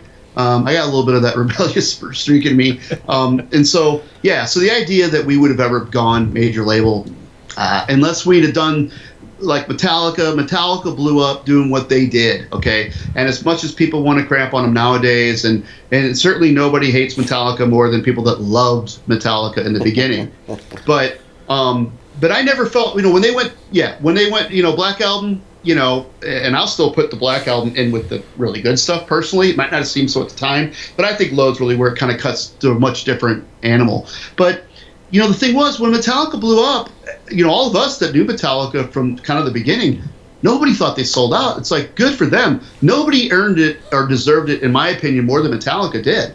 I mean, they were certainly, everybody knew they were top of the game, even in the club days. The albums were top-notch. The band was top-notch live. It was just, so when Metallica broke through, it was like, yeah, but I didn't. Now I know people say, oh, they sold out on the Black Album.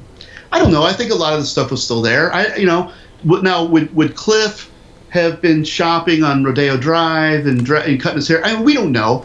We had, Cliff is kind of like the Marilyn Monroe or the James Dean. Cliff, unfortunately, he died very young, but we don't know how the band would have been affected later by his presence or the fact that it wasn't there. But I can't imagine Cliff would have just been allowed to been his same Cliff. You know what I mean? Once it gets beyond, you start talking a lot of money. I mean, it turns into a whole different thing. I was never cut out for that. I ended right where I probably needed to be. And now there's a handful of fans that like Anacrusis, that like what I do. And I'm cool with it. Every time I meet a fan, I feel like I've known them for my whole life.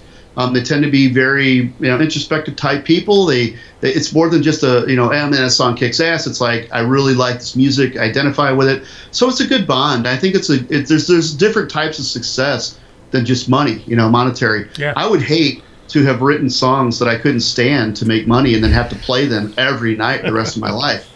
And that's what a lot of people have to do, So your reunion show looked like it sold out pretty well. What's that? The reunion show, it looked like it sold out pretty well from the video. Well, you don't hold it in an arena. You put it in a club that holds 500 to 700. You pack 500 in there. It looks like people were fighting each other to get in there. You know what I mean? Yeah. No. I mean, we know our audience. We know St. Louis, and we know it's not like back. We're not all still in high school with 100 friends to go tell about it. So, but it was more than just a show. It was a reunion. We had probably I don't know, 20 to 30 people that came from Europe and other places that literally flew over for the show, from Denmark, from Germany, from Italy, several, England, several places. And these weren't rich people. These were just fans and people just like you and me that they're going to take their vacation money for that year and they're going to fly to America to see Anacrusis play. So to me, as soon as we knew that was happening, we set up this the night before the gig. We set up like an in-store, like a local record vinyl shop, and because I didn't want people to come all the way, 3,000-4,000 miles and have to do a quick hi at the show with family and everybody else that we haven't seen in forever. And so we did a hangout for several hours, and mostly the people that flew over came and hung out. We signed stuff and just talked and chit-chatted, so that way the next night at the show we didn't have to worry about that. We could just relax, play the show. We already got to say hi to them and thank them. Yeah, thank them for coming and all that kind of stuff. Because I know if I flew all the way over someplace to see a show, I'd certainly appreciate it if somebody acknowledged that I did that, because it's a big deal. Yeah, absolutely. Yeah. I think you have just real quick. There's another aspect to that show also is the modest success, if you want to call it that, of Anacrusis. I think is a great success as far as a piece of my life. But the modest success was not only for us; it was also for the other guys that were in other bands. The scene that was in St. Louis at that time.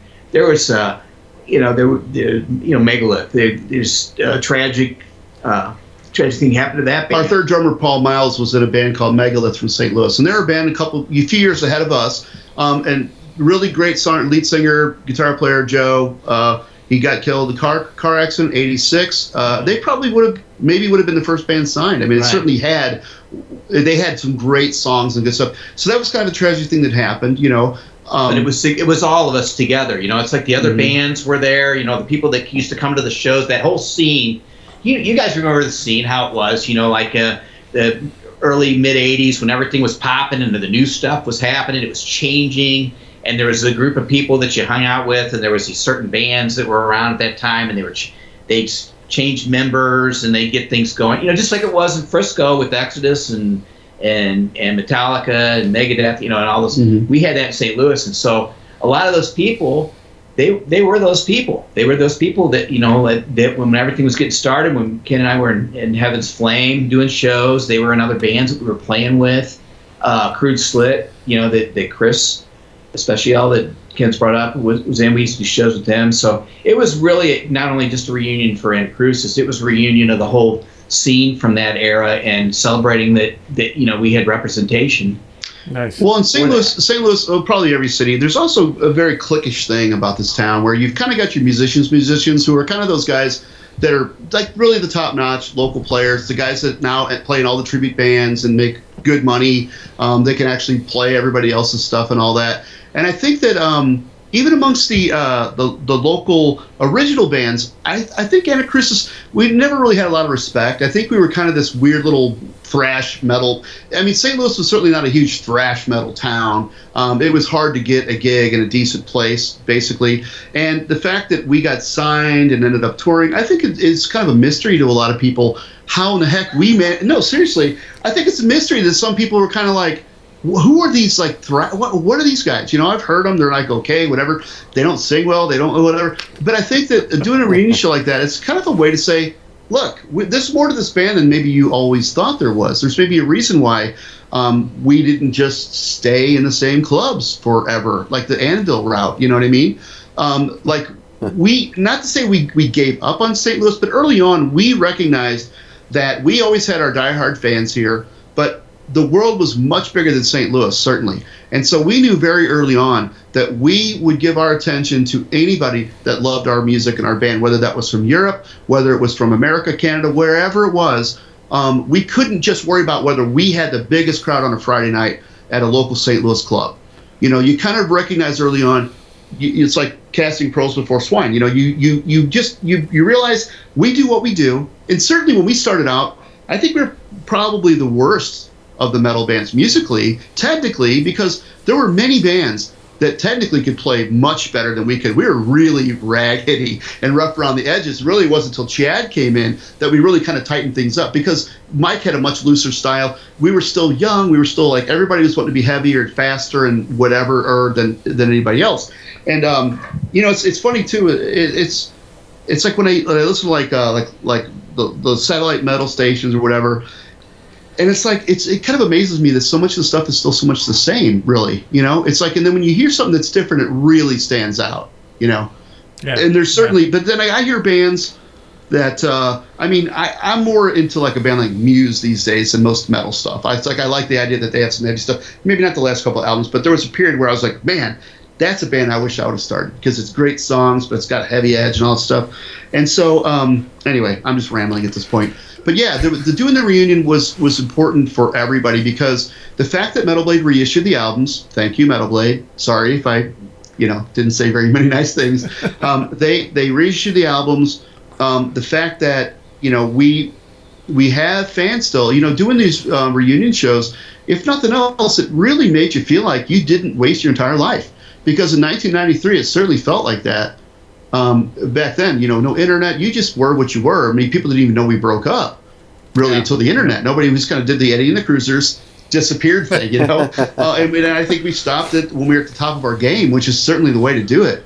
Because then people sort of psychologically think, man, they would have just kept getting better and better and better, maybe. But I can tell you, by the time we did the tour with Merciful Fate and then went directly to Europe for a month with Death, I didn't have one idea for a new song. I didn't have any plans for any I had no ideas. I had no intention of doing another album. In my mind, I was like, I can't do this again. Get excited, do another album. Where was there to go from there?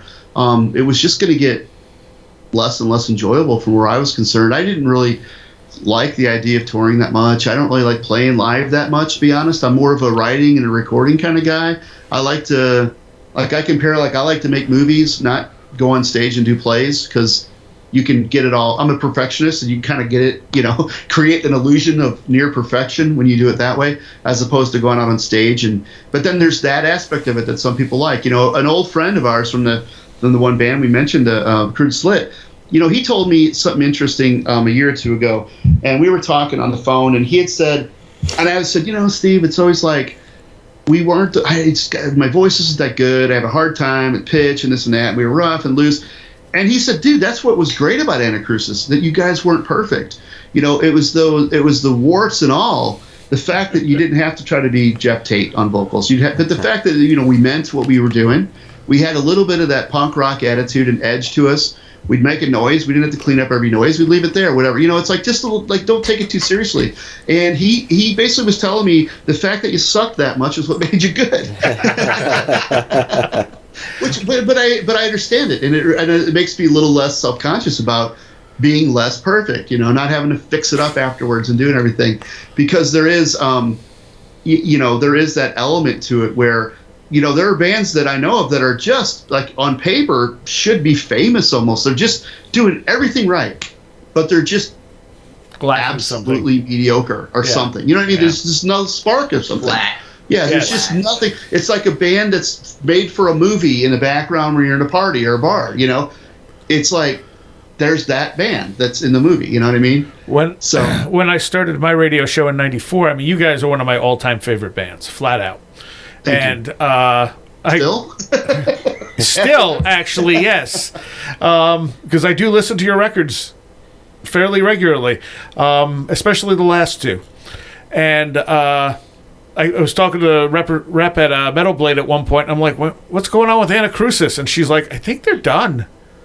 She's like, I think it just kind of stopped. And I was like... Back then? You mean back then when you broke up? Yeah. Because, you just kind of disappeared, and there was nothing else there. Yeah. It's mysterious. So I have two questions. One, where'd the name come from? And two, you said something about you make movies? No, I said I was drawing an analogy. Oh, okay. Music. All right. The difference between playing live and doing a recording is that it's like making a movie. You can kind of do it just right. Gotcha. All right. And then playing live to me is more like being a stage actor, where you got to go out and get straight through it without making a mistake. Don't flub a line. But that's what's exciting to some people. Some people prefer that element as opposed to seeing the movie. So me, I like to make the big production out of it. So anyway, the name. The name is a Greek musical term. Anacrusis. It's Kevin, our guitar player Kevin, in high school, saw it in the back of a music theory book. It's a Greek term that means like an upbeat or an unaccented.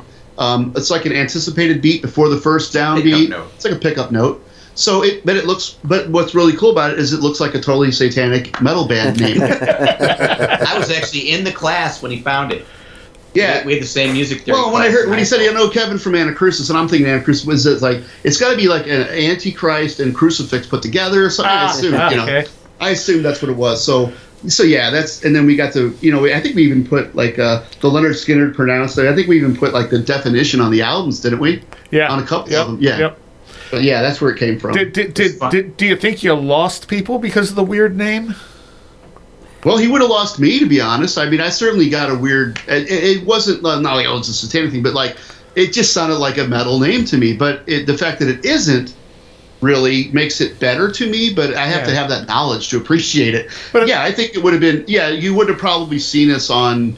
We wouldn't have been the next. Well, then again, look at Metallica. I mean, that's not exactly a name that's made for stadiums. That's just like almost like. But you know what I mean? It's almost obvious, though. Metallica, Anthrax. Yeah. They're very common words. Metal with Metallica extended. Yeah. Whereas Anacrusis was a word I had never heard before. But if it wasn't Anacrusis, it would have been something lame like Heaven's Flame or something. Yeah. No, I think it's a great name.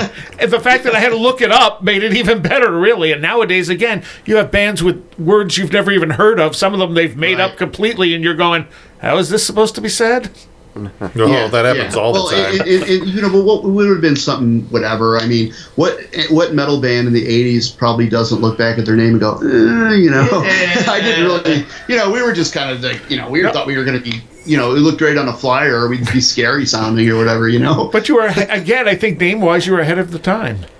You're ahead of the curve. So you're saying it's a little classier than the yes, yeah, exactly. It should have been, if it would have been like Dark Anacrusis or something like that, So here's a name story for you.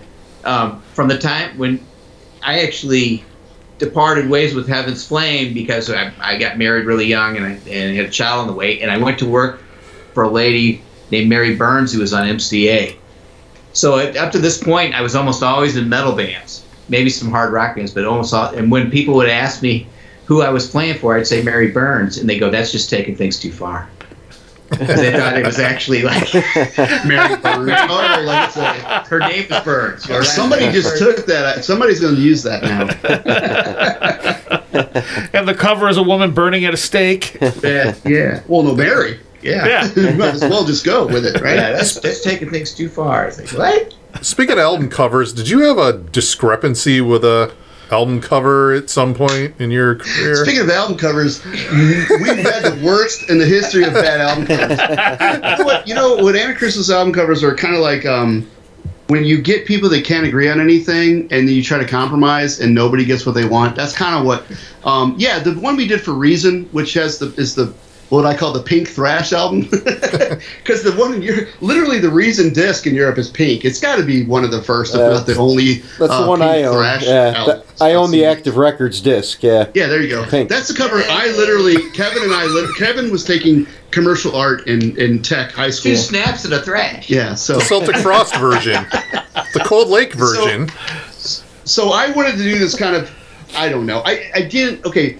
Hated it. We won't talk about. So let's talk about Suffering Hour real quick. Most people know the story, but Suffering Hour is the worst, coolest album cover of all time, maybe because it shouldn't have looked anything like it did. But the fact that it did was a Spinal Tap thing.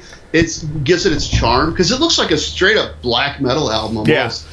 And the point of it was to not make a typical looking metal album. So my idea was, and I remember talking to Kevin about this. It's like we were going to do an album. It's like, oh my gosh, what can we do? And so I went in National Geographic and I took this photograph I found. Not what you think. It was under the cabinet in the bathroom. No, it was really old school. There was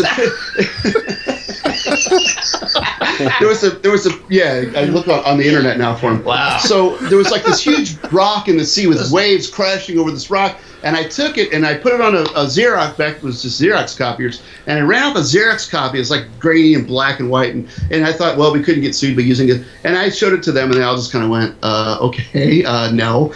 And so Kevin had gone on a band. Kevin played trumpet in high school band, and he'd been up in D.C., and so that's the National Cathedral in Washington, D.C., that's on the front of Suffering Hour. And Kevin just had a snapshot that he had taken. It was laying with his band photos, and I looked at this picture, and it had this really nice sepia tone, almost like a sunset happening in the colors, and I thought, it looks cool. It looks a little kind of artsy, architectural. I didn't, let's use this. So we didn't have the negative for it, though. He couldn't find the negative, so we had a friend that had a dark room in his basement, and so he photographed it and then blew it up, so now it looks more like crap. The colors are all wrong. We did the layout, and literally sent the layout to Axis, Active Records, Bernard Doe. It was color. It was a color photograph. And when we got the album, it was literally Spinal Tap. We went, it's a test copy. What is this? Yeah. So what happened was, I don't know what the story was. Supposedly they couldn't do the color transfer right. I don't have any idea. It came out black and white, and it literally was like, this is the worst album cover I've ever seen. And here we are trying to be different, and we literally have the most metal cover you could possibly imagine. Just a cathedral, grainy, dark cathedral. So that was sort of a happy accident, because with time, I think it has kind of a certain character to it, I think. That is absolutely was an accident. It shouldn't have looked anything like that. But so when we were going to do the second one, that cover rules, by the way. Putting ourselves on the cover like the Beatles or something. I just wanted to do something different. So I had this idea we took pictures at the sculpture park just to be a little bit different. And I literally cut out these pieces of triangles of the photos. And then Kevin, we had the guy print them, and we blew it up and laid them out. And he sent it over. And Metal Blade probably just hated it, but they basically Active went ahead and released it just like that. So Metal Blade, I don't know what they said at the time. They're like, well, whatever reason. It was a bunch of technical mumbo jumbo, but obviously there was no problem because Active did it in Europe. I think they just hated it. They said, well, we got a guy in our art department. He's going to put something together. So you get the photos that you guys used, and the guy's name was Damien. So we figured, what could go wrong, right? so this guy's doing the album cover. And we literally, this is the second album now. I literally walked into Street Side Records on release day. We never saw what it was going to look like. I walked in and I picked it up, and I was like, it's a picture of us sitting there kind of stretched out. We weren't even fat yet back then. Kind of stretched out like a heart video. And then these blue marble borders. I was like, this is what they did? And they didn't like the other one? And my dad had the best. My dad always said, it looks like four guys taking a dump. But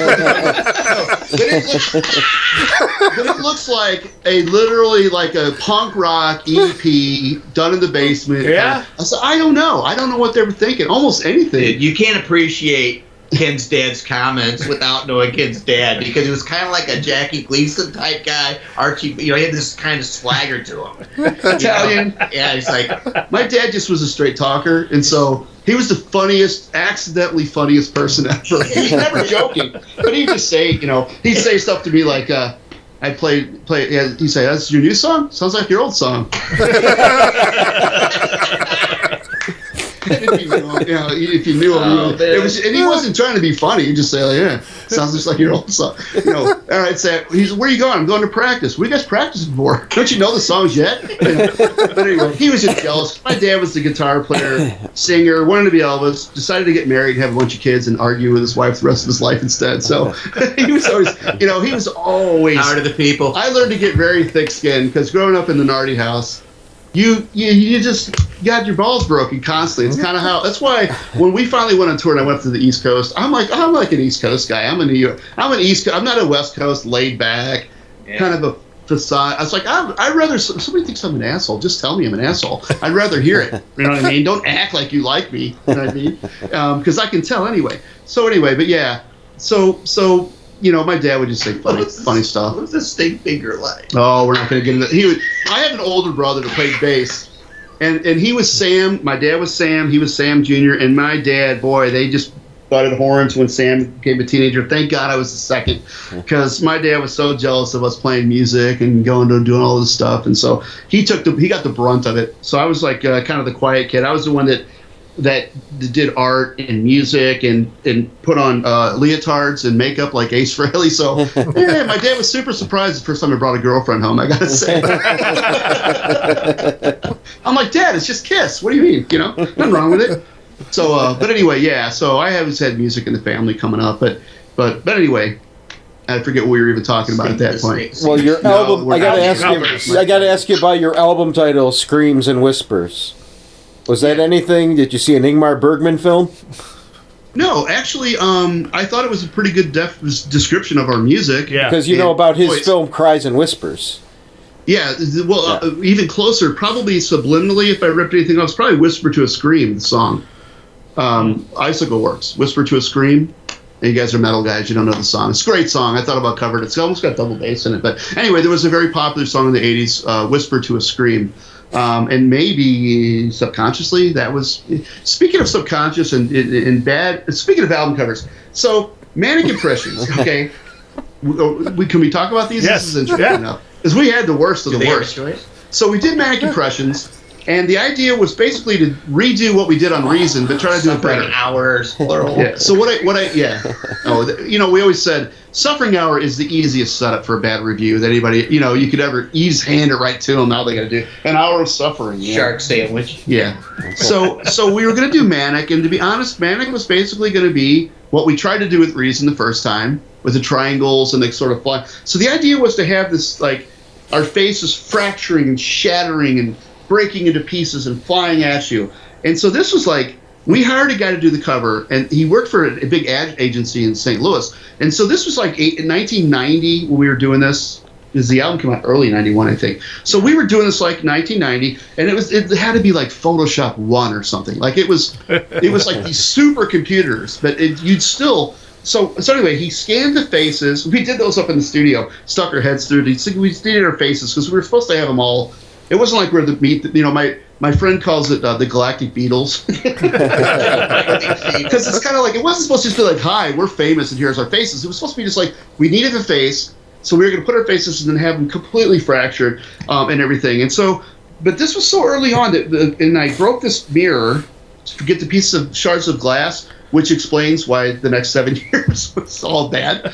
But so if you know that curse. So we literally, like, he scanned in these pieces and they were going to take pieces of the face and so we went up there at night. This guy was doing this after hours, after the business closed. He worked there at this the print ad place, and we'd go in there and we'd watch him, and we'd like, okay, and he'd put one piece up and he'd move it like a millimeter, and it would take like 20 minutes to move and render. Okay. Yeah. And then we go. Yeah. Okay, can you move it like a little bit more? Move it up higher. And he'd move it like another millimeter. And we'd all go out and smoke a cigarette and come back in. And I'm like, listen, why don't you move it a lot? And then we'll move it back. Because we're never going to get there. So it took so long that we ended up with just like sort of a little bit of what we were trying to do, but nowhere near what the intention was. And then the worst of the worst was years later. So we'll come full circle to Celtic Frost, who was still Celtic Frost back then, by the way. Yeah. Well, obviously, after Cold Lake, most people jumped ship. A lot of people. I wasn't the only guy that kind of wandered away, right? I had no idea they did an album called Vanity Nemesis, like almost exactly the same time, that has the identical album cover that we were trying to do on Manic Impression. Literally, it is what we were trying to do. And I didn't even know the album existed. Yeah. Years later, I see it in the used shop. I'm like, whoa, that looks like Manic Impressions. 1990. Oh, no, we look like this. I didn't even know it existed. And so, and then I get online years later on the internet, I'm reading message boards, and people are just like saying, oh, they totally ripped off Vanity Nemesis. I'm like, you would easily think that. It would make sense, but I actually had no knowledge. Great minds think alike, I guess. I don't know. Because their cover looks almost exactly like what I pictured we would be doing. And then the fourth album cover, we decided, let's not put us on it. Let's get a local photographer. We said the album's called Screams and Whispers. Just shoot some obscure, abstract. We always wanted to do something a little bit. We knew we didn't want dragons on the front and whatever. Right. And so just go shoot some abstract kind of stuff, and we'll just take from there, which was very unlike us. So she gave us some photos back, and then there's the one. It's the person kind of. It's very literal, but it looked cool. Screaming and whispering, whatever. Or as I call it, the orange blob that nobody knows what it is, or the red blob. And it's literally the most unprintable album cover of all time. You try to put it on a shirt, it looks like nothing. You try to put it on there was actually, I have a magazine from back then where it has like a Metal Blade ad, and there's like 4 album covers. It's literally a black square because it just didn't print. Like red and black, you know what I mean? It's just the worst. It's like the unprintable album cover, which is, it's like the death metal band or the black metal bands that do the logos that are unreadable on purpose. Yep. It's like a logo is literally supposed to represent your name, and you're making it unreadable. It's like the opposite. So here we do an album cover that literally cannot be. It's like the magic album cover that cannot be reproduced. It can't be reprinted. We never really got it right. I kind of like the Manic Impressions one. I can't hold my bladder anymore. I kind of like the Manic Impressions one, actually. Yeah, it's definitely the best quality, probably, but it's sort of just like, who are these guys? They're not that handsome. Why are their faces all over this stuff? Could have been worse, but. And John had a big underground zit on his forehead, so we had to put like a piece of the glass just covering it up. Yeah, so like when we did the reunion show, I took all the pictures and I would superimpose the thing on his forehead, and then I'd show him and said, "I think we're going to use this one, John." Okay, here's a tough one for you. Weirdest thing that happened playing a live show. I don't have any really great stories. Probably the grossest thing was I threw up on my mic and had to eat it one time. We had this really greasy chicken from a buffet before a show with Overkill. And this is when you're opening band, dinner comes, you have to eat it and then go right on stage. So you either got to go to the bathroom or you just ate. Now I'm up here and I'm screaming and jumping around and yelling, and I was running the mic and a piece of chicken came up, like on the mic, and I'm thinking, what do I do? What am I going to do with this? I can't just. So I just ate it. I don't know. That could be worse. I wouldn't have told that one. I think when you got zapped. You mean Heaven's Flame? No, I thought that was. No, that was on my teeth. It turned us all. Oh, okay. Oh man, don't get electrocuted through your teeth. Oh yeah, it was black. I was behind him. If you get shocked on a microphone, touching it's bad enough. Do it through your teeth, and you will never forget. It was so bad. It was pitch black. Ken went up to go, "Hey," and I saw an arc. Well, it was like, the thing is, I'm like a mic eater basically because I play guitar, so it's like it's a reference, it's an anchor. Like I get right on the mic usually, and so. Before we even started playing, this was this big hall in St. Louis we used to play in back when we were too young to know how dangerous it was. So we did this. So before the show, I touched, and I knew I was getting shocked, so I had to try to avoid it. And I tried the whole show, and I did one of the screams, and my mouth was open, and I touched it, and my tooth. Oh Lord, it had to be where they got the idea from tasers from, I think, because it would have stopped Rodney King, that's for sure, in his tracks. Yeah, it was bad. So. There's also a funny. That might have been the same show when I yelled at the guy. We're playing a show. It might have been the same night, or this was the very last Heaven's Flame show we played at the same place. And we're right in the middle. There's a song we had where I just sang and played the guitar riff before these guys came in. And I'm doing the intro, and I'm looking down, and there was some drunk who was bothering my brother's wife, and she kept coming over and saying, "Sam, this guy's bothering me." So I'm looking down, and I'm singing, and I see this guy, my friend Ben is standing there, and I see this guy just punch him right in the face. And I just immediately stopped, and I started yelling at this guy in the microphone. Now this is like an old dance hall, like a gymnasium. And it's like the voice of God. I'm in this microphone, right? And I don't even know this guy. And when I recorded the show, I actually put it on. It's on YouTube. If you go look it up, Kenn Nardi yells at audience member. Chad always had the recording of it. And it's funny because the more I keep talking, the more I kind of start backpedaling a little bit. Like I start thinking, wait, I'm gonna fight this guy. I don't even know who this is. And he always made fun of me because of that. So I make some. Anyway, I just lost it. But as far as stuff happening on stage. I'm trying to think, nothing ever interesting ever happened with us. We would play and then we'd go sit in the RV and read books or whatever. Like, we were all married and nobody partied. It was always just like whatever, it was always very boring. No groupie stuff happening. We were just all on the road to play music, basically, which is why we were cranky and hated each other's guts every minute. It's like so weird. You get like our first tour was in a Dodge Caravan, and there were the 4 of us and then 2 other guys, 2 friends as like roadies and whatever. and then in a U-Haul behind us, and man, you get in a Dodge Caravan with like 6 guys for like 3 weeks, and I know it's the cool punk rock thing to say, but it wasn't fun. Like day 2, Kevin's socks are on the floor. Day 8, his socks are still on the floor. It's like, your mother's not on tour, Kevin. Pick up your socks. Or John just wakes up with his smoking, and you just want to punch his face.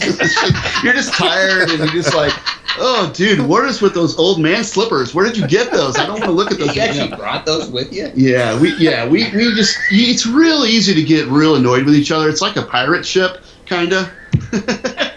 Without the booze, yes. It's just like a bunch of really crabby dudes, and you're tired. And like some nights we would just sit up in the van and drive all night, not even get to. I won't tell the tour. On the first tour, we had. This is just a funny story for people that went over. This is just all going to be online, right? Yes. So we did our first tour, and we went over the Canadian border. We were with. Was this a one-off show? Yeah, this is a one-off show, I think. Or was this the DRI tour? No, it's the DRI tour. The DRI tour, we're going to go up and play Toronto. And so we were all young guys with either steady girlfriends or wives. So we had some adult literature with us, as you do when you're not hunting for groupies. So anyway, we go across the border and we get... So first of all, DRI says... it's really easy getting into Canada. It's coming back. It's much more difficult. Now, we didn't have drugs or anything. Literally, none of us did any of that stuff. So we had nothing to worry about. But we're going across the border, and we get stopped. And there's this female security agent there. And she just decides she don't like the look of us. So they made us unload the whole, the DRI guys, roadies are sitting in the truck just laughing. They got like 10 pounds of weed on them probably, just laughing at us, sitting over there watching us. They probably said you were carrying something. Yeah, I don't know, but we're there. We're getting hassled. She finds the porno magazines, and we won't get into it. She's like making comments because of the names of some of them, which may or may not have even been what was inside, but just, whatever. Anyway. So we go across the border. We get over fine. This is a whole thing. Like, they took us inside, and my friend Mike Dorlak, who was in a band Tribes at Knives, which had an album out back in the 90s, he was with us, and he's got some crazy sex love note in his wallet that they're going through all our stuff. She's just reading this letter, and Mike's going, dude, you have no idea what I'm saying in this letter. And we're kind of snickering, and the guy's reading, and he's like, you think this is funny? We're like, no, sir. You see people walking past, putting rubber gloves on and stuff. We're like, no. So we finally get over the border. We got to do one show in Toronto, and then we're coming back. And so we just played, I think, Rochester, whatever. We're going up, and so the whole time we're in Canada, it's just the one day, the one show. We don't even want to stay the night there. We just want to get the hell back out of Canada because we're so nervous about what's going to happen when we go back across the border. Yeah. And so, long story short, we play the show. We leave. So we've driven overnight. Now, we haven't slept that night because we drove back out of Canada. We literally drove, and they said, what's the country of origin? United States. Wake up, Mike. United States. Okay, that was it. Yeah. There's nothing coming back in. So now we're driving all night. We're in upstate New York, and this is back in the days of AAA book. There's no such thing as any kind of GPS or anything. Yeah. You literally have a AAA book and a triptych. It's like 16, this thick. That's all the little So we're driving, and we're stopping, and I don't know what's going on up in, like, the world's largest rodeo, something. It's like baby Jesus, no room at the inn. Nobody has a room anywhere. And, dude, we're driving all night. We haven't slept. We haven't showered. We're just so tired. And we're driving, and Kevin and I are awake, and the other guys are just all sleeping. Like, there's no problem. They're just all asleep all night. We're just, like, bleary-eyed, waking each other, and we keep finally we get to a hotel, and they're calling ahead to see if the next one even has anything. So we finally find a room. It's one of those hotels. We'd always get like a double occupancy room for like $30 or whatever, and there's 6 of us. You just sneak in, and everybody, 2 in each bed and 2 on the floor. And so it's always like, listen, guys. So we get to the place.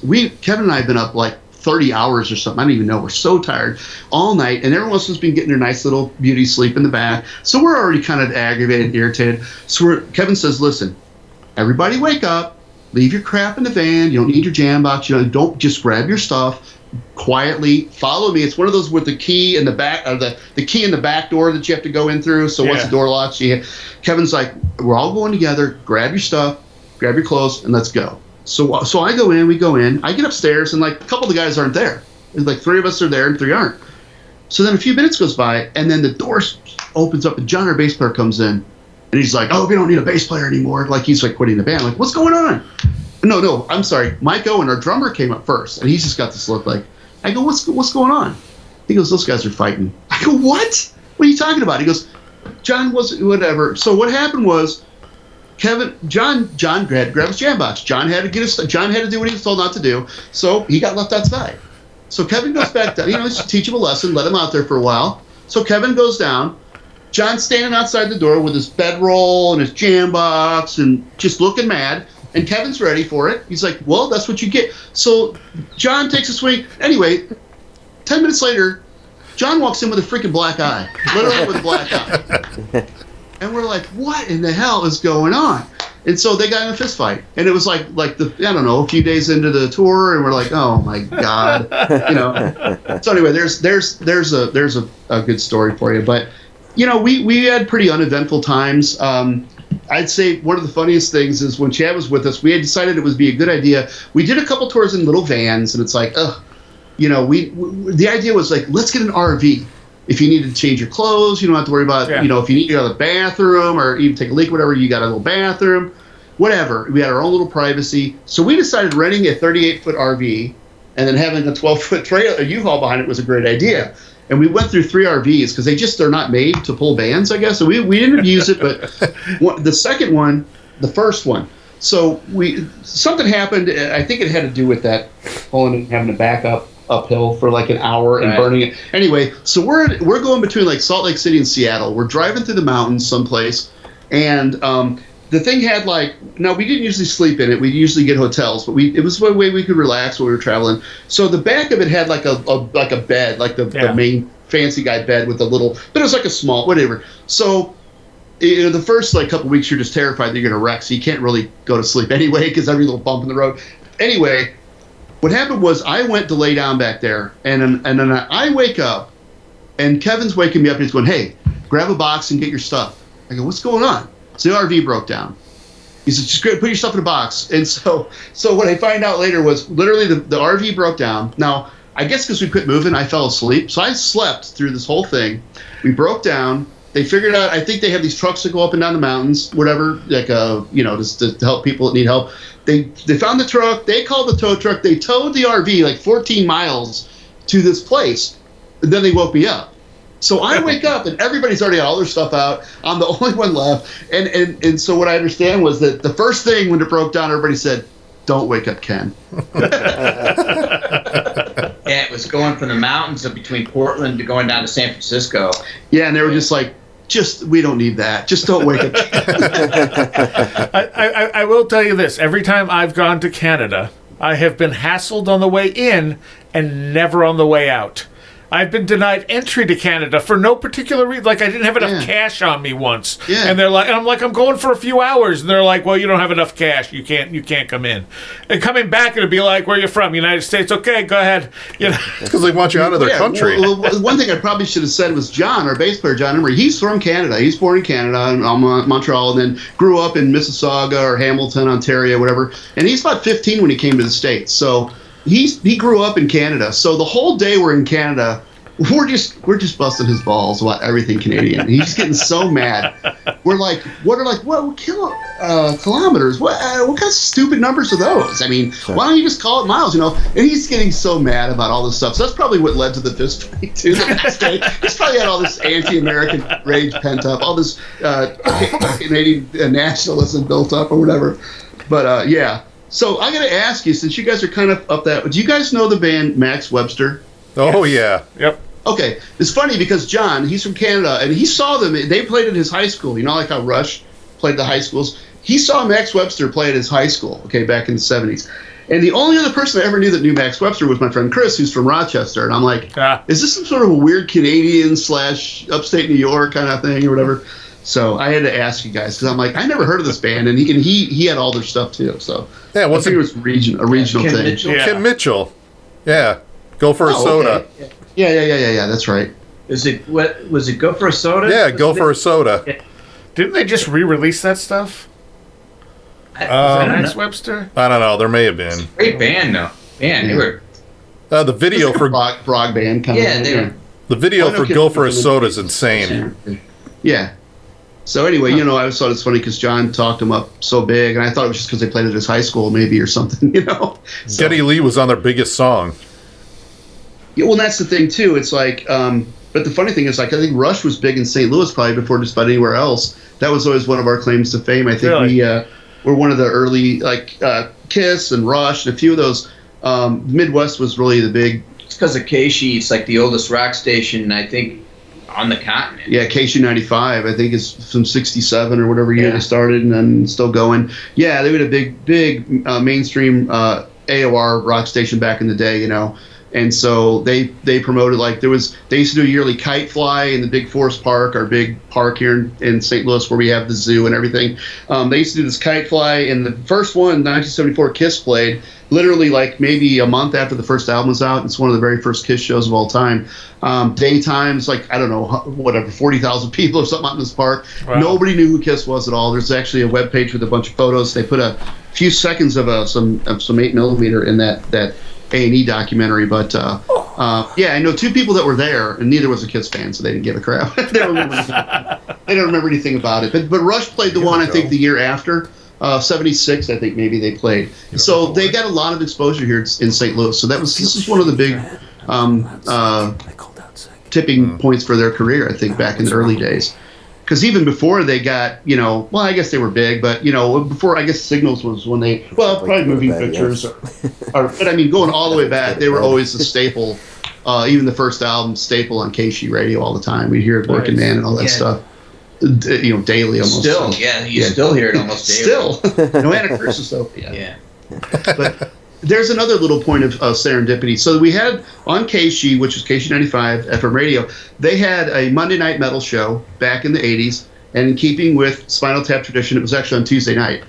So it was Monday night metal, but then it got moved to Tuesday, and they still called it Monday night metal. Nice. So anyway, which is pretty metal. So anyway, they actually were pretty supportive of Anacrusis but it was almost by pure chance. Our second manager was from California. She had flown out, and we decided to take her to the zoo one day in St. Louis here. And we're walking around, and somebody, I think maybe Kevin or she were wearing an Anacrusis shirt. Somehow there was a guy there, and somebody said, hey, it turns out it was Drew Johnson, who was one of the main DJs for Keishi. And we ended up getting a conversation with him. And then he ended up playing us on the Monday Night Metal show, and we got a lot of exposure in town. It was purely by chance that we just ran into him at the zoo. Really weird. It's like those weird little, strings being pulled or whatever. Nice. So anyway, any more hard questions? How did you hook up with Matt from Dive Bomb for your solo stuff? Let me go back and think. When we did the reunion in 2010, and we did Hindsight, the re-recordings of the first two albums. Yeah. Are you familiar with that? Yeah. So we recorded those, and Matt was a fan, and I think somehow we started emailing or something, and I did the first 1,000 myself, and we basically did it because we spent like almost a year rehearsing for Keep It True, so we figured we might as well try to re-record that stuff. So I did the first pressing, and then took them over to Keep It True and stuff, and then there was still some demand for them, so Matt pressed another 1,000 of them or whatever. So we started a relationship like that, and then with Dancing with the Past, same thing. Basically, Matt's a good guy. Matt came up for the reunion show. He's on the video. You actually see him. He's in there a couple times. Looks like Kevin Smith a little bit or something. Black beard right in front. Anyway, he came up for the show. No, we got in touch a few years back, and I'm like, hey, I'm doing a new album. I don't really have a way to get it to people. Do you want it? And so I just give him the album, and he puts it out. Maybe he can make a couple bucks off of it, and it gets distributed because I don't have a way to get it to Europe without running to the post office every other day or something. And so, so that's the relationship we have. So he did the last one. And then, speaking of the album covers, the two solo albums and Hindsight were done by Elron Cantor, he just did the new Creator cover. He did the Halloween cover last year, whatever. He's done a ton of stuff, Sodom. I met him online many years ago. He was a longtime Anacrusis fan. He's quite a bit younger, but he was sort of a second wave internet Anacrusis fan for many years. And we hooked up doing the Hindsight thing. since then he's done a lot of really big stuff. I mean, he's kind of a big shot now. Just all the newer Testament album covers and a bunch of stuff. And so yeah, he's way more famous than I am. For real. But did you say he did the new Creator that's coming out? Brand new, yeah. Yeah, that album cover is awesome. Yeah. Elrond did that. He did the really cool Sodom one a few years back with the tanks and all that stuff on it. He did the big Halloween reunion album. He did that cover. He's done stuff for. He's done all the Testament, the last few, Dark Roots of Earth, and the last 2 or 3, I think. He's like the Drew Elliott of the 2000s. Remember Drew? Yeah. Remember Drew Elliott? He did. I don't remember which ones, but I knew the name from back then. Remember, he's kind if you remember New Renaissance Records. If you remember New Renaissance Records. Yeah. He did most of the album covers for their Speed bands. Metal Hell too. Speed Metal Hell, Blood Feast, In Destroy. Yeah. Yeah, Drew Elliott was major. Okay. Well, was it Dave? And Ed McKean? Repka. Ed Repka. Who's the guy in the 90s? Was that his name? Dave McKean or something like that? I always mix it up with the Spinal Tap dude. Anyway, the guy that was doing a lot of the stuff in the 90s with the kind of the Tool looking kind of stuff. Oh, yeah. That was kind of Elrond. He did some Epitaph and a few other death metal stuff. And that was Elrond's kind of his. And Elrond's other big inspiration is the Hypnosis guys that did the Floyd album covers. So your favorites. So if you notice, yeah. So I'm actually not in his wheelhouse very much. I always give him trouble. Like he does. Most people want more of the gore and the kind of the over the top kind of. Right. But I like his style. He's a huge fan, so he tries to do something a little bit different for me. So anyway, but yeah, he just did the brand new Creator. I've seen the video and the cover. I thought so. I guess the album's just the song's out now, right? Yeah. The song. Yeah. So. Yeah, it's months before the album comes out. Really? We did the Anacrusis did the last reunion type thing we did was 2013. We played the 70,000 Tons of Metal cruise. Oh, really? Where there's like 40 bands, like 2,000 guests, whatever, and everybody. Basically, there's the little club up on the top. There's the big full stage out on the deck, and then there's like the big theater where they do kind of the Broadway-ish kind of stuff. And so everybody plays twice during the week. It's like a 5-day cruise. Go out of Miami and then down to Turks and Caicos, some island, whatever. You spend a day just hanging out on the beach with a bunch of dudes in black t-shirts drinking beers, with like moon tans, as we used to call it, all pure loose what do you call it? Translucent white skin. Anyway, so we did that, and Metal Church was one of the big bands on there, and also Creator were one of the big bands that year. So after this was like Phantom Antichrist, like when that stuff. And so I actually watched their set up in the middle of the ocean at night. Watched them play their whole set, and in the middle of the ocean on top of the cruise ship. It was really cool. Guys are just super tight live. They sound better. I mean, like we always liked them back. I saw them back in around. I think it was Corner and Creator back in around 1990 or so. Yeah. Extreme Aggression, or maybe around that time. I think it was Punishment for Decadence, whatever year that would have been. So yeah, we always liked Creator. I always liked the German metal stuff. Yeah. A little bit more riffy, note oriented, less like the Bay Area stuff. I always kind of like Destruction and some of those other bands. They were always good, but then I heard, like, in the 2000s, I started hearing some newer stuff, like, this is, like, better than they were then, I think. And so, yeah, I think the last few albums are pretty top-notch stuff, for sure. They're definitely one of those bands that, to me, seem better with age. Yeah, absolutely. Do you have any plans of playing the Jericho cruise? Is that a Halloween thing, I imagine? Or? No. Chris Jericho from Fozzy. Oh, Chris Jericho. No, I don't have a plan. I did have plans of going on a cruise up to Nova Scotia and New England with my wife. Thank you, COVID, which didn't happen. With Chris Jericho? Are you going to do any more Anacrusis shows? You know what? Probably not, because we did a couple. Like, we did the original one in 2010 and Keep It True with all 4 original members. And then Kevin, our guitar player, he plays in like a 70s, 80s cover band, the wig thing and all that. And he really enjoys doing that. He's been doing that for several years, like 15 years by now probably. Anyway, so we did the reunion thing, and then he kind of didn't really want to do any more shows. So we did a couple of other festivals with a friend on guitar for a couple of years after that. And then when we got back together and did this reunion show in 2019, it was... It was all 6 guys. We all got to be on stage. We all got to get our credit for the band. We all got to relive our Uncle Rico, glory days. Drummers get along great. Yeah. These guys only had to do a third of the show, all 3 of them. Yeah. I actually I came up with the idea too late, but Paul and Mike and I were sitting around when we were doing the record store thing, and it was like, man, we blew the biggest opportunity. We could have done a Drummers of Anacrusis calendar. And we could have done like holding the tire with the overalls on, with fire hose, all and not said anything and just whipped it out on the table with all the merch. I had a girlfriend. Had a girlfriend in high school. We used to have a picture hanging on her wall, and it was this like one of these like Playgirl kind of guys, and he's got nothing on but a tool belt, and there's just a hammer hanging down, the hammer handle hanging down, and it says, "I've got the tools to do the job." And I have to look at that every time I was in a room. So how hard was it getting Fighting Evil on that last show with everyone in the band playing? You know what? We only played it did we play it together live once at all? Oh, sound check. Yeah, we rehearsed. We had 3 bands to rehearse basically. Yeah. Now I have a decent sized rehearsal area in my house here, so we had about 2 versions set up. Because we had to learn all 3 sets, but these guys didn't have to be around for the whole thing, so we just practiced individually, and then it's like a super easy song. It's a song that everybody's played. Chad's the only one that ever played it in Anacrusis because it was from the Heaven's Flame days. By the time he was with us, we were just doing Manic material basically. So it was okay. It was pretty easy. I taught like our first drummer Mike Owen. The idea of having like, how'd you like my high school musical background and setup? And I want to do something kind of special. This is a great club we got this show in, the Delmar Hall thing. And so I was like, let's do something kind of cool with it. Get some really cool light shows. So my concept was we recreate the basement walls, which everybody's got their jam room, and you got all your posters and flyers of your band and your favorite artists and bands and whatever. So the idea was to create this big concrete basement with these dim lights, and then when you're young and you're in the basement and you're jamming and you're dreaming of being on stage with killer light show and people and all that. And so the idea was, when we play, it's that. And then when the song ends, it's just back to the dark basement in reality again. So, and I spent as much time putting together. So, a funny thing. I loved that actually.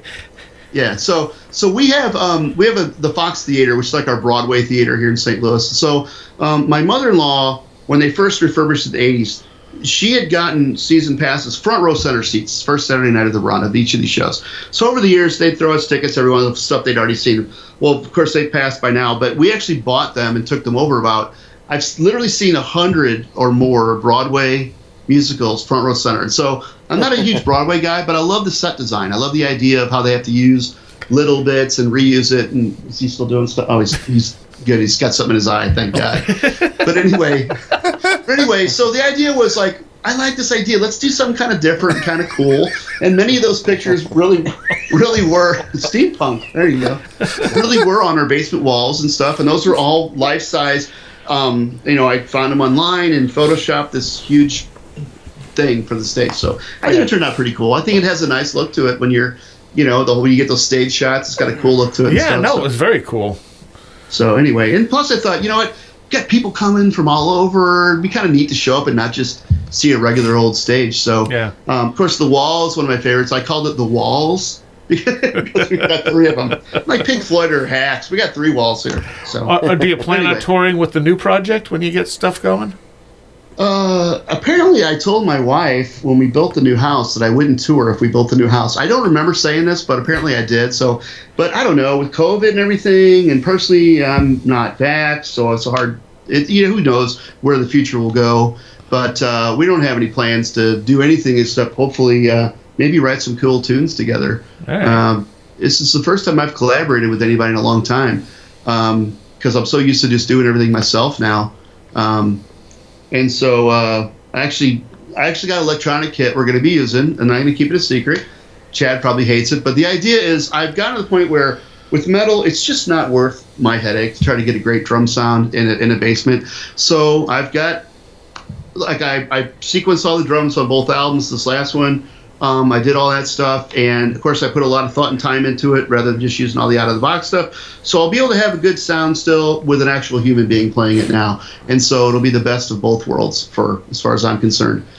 Nice. Because most albums you hear nowadays, you can't tell if it's programmed drums or not unless you tell somebody, and then if they find out it's not real, whatever, Nobody believed I played on Manic anyway. So. It's so funny because since we go back in the 80s, it's like back then, like they spent like 20 years trying to get drums to sound like a drum machine. And now they spent 20 trying to get a drum machine to sound like real drums. So anyway, but that's what we're going to do, and to make it easy to rehearse and stuff like that. So I'm kind of looking forward to it. We might just all stand there, look at each other, and play Fighting Evil or something and say, I don't know what to do.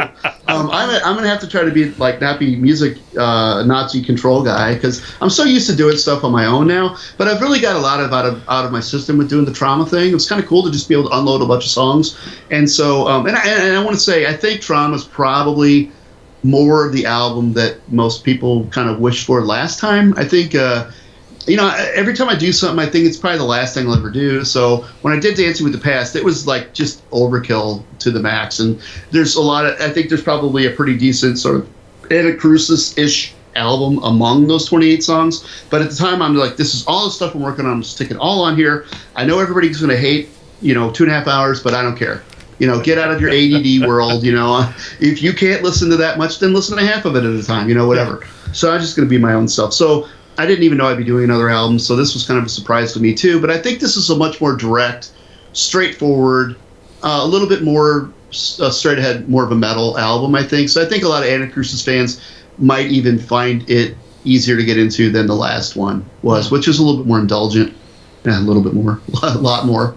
So, but anyway, yeah. So at this point, I don't know. I probably wouldn't be kind of touring or anything, even though I would absolutely love. I think the Trauma stuff would sound great with a real band. I think the stuff would sound killer live if I could find a singer. But anyway, so you need a Kenn Nardi hologram. What's that? You need a Kenn Nardi hologram. Yeah, well, you could sit home and let the hologram do it. I need 4 of them, actually. You just film a performance and then show up with a projector and. Well, that's the whole point. I mean, I got to lose some weight. I'm not getting on stage again. I was too fat for the reunion thing, let alone, COVID didn't help things at all. So, so it's like, it's funny because I remember just before COVID, I told my wife, I'm like, I'm tired of messing with hair. I want to go low. I just want to grow my hair out again. And I'm a programmer, so it's not that big a deal. Yeah. Plus, started working from home by then. And then I'm like, you know what? I don't feel like going. I'd rather wish I could just get a job working at home. And so basically, COVID. So sorry, everybody. For me, it's been great. Grew my hair for 2 years. Don't have to even put pants on to go to work anymore. Yeah, it's all good. But yeah, the whole thing with playing live, I'm not a big fan of it, but if I got good musicians behind me playing it, I think it'd be killer to do. I love doing the solo shows. I went over, it was a really small thing. Like did a couple festivals and then did a few club shows, but it was a cool thing. Got to see some places, see some old friends. It's kind of sad. You make friends now online, and then every once in a while you get the opportunity to go overseas and play, and you see some of these people, and then when you're leaving, you're like, I might never see this person again. And you actually become friends with them, and it's kind of weird like that. And so, but yeah, it was cool. We went over and did about half Anacrusis tunes and half stuff from Dancing with the Past. I love playing the stuff. Chad played, and 2 guys from Crude Slit, and Chris, who played bass on the solo stuff with me on that solo tour, he's going to be playing guitar, and then John will be back on bass again. So it'll be like 3/4 of Manic, basically. And I'm not saying we're going to try to redo that. Probably couldn't anyway, but certainly hope that some of that same energy is there. Maybe we can, Chad brings something really special to the table. He's probably knows every song ever recorded from any genre pretty much. So as far as the musical toolbox goes, it doesn't have to be straight up metal all the time, whatever, he can do just about anything. So it's cool. It's like having a Superior Drummer 3 and a living, breathing psycho, basically. So, but yeah. I'm a psychoist. Yeah, unicycle. Unicycle. But yeah, so it's going to be cool. Hopefully it'll be something cool, and maybe nothing will happen. I'll end up doing another album by myself when these guys get sick of it. So I don't know. But at this point, what else is there to do, right? Except get together in the basement with old friends and try to do something. Try to act like you're 16 again. Problem was I was already like 45 when I was 16, so I was sort of like an old guy, mellow old guy, back in the day. So.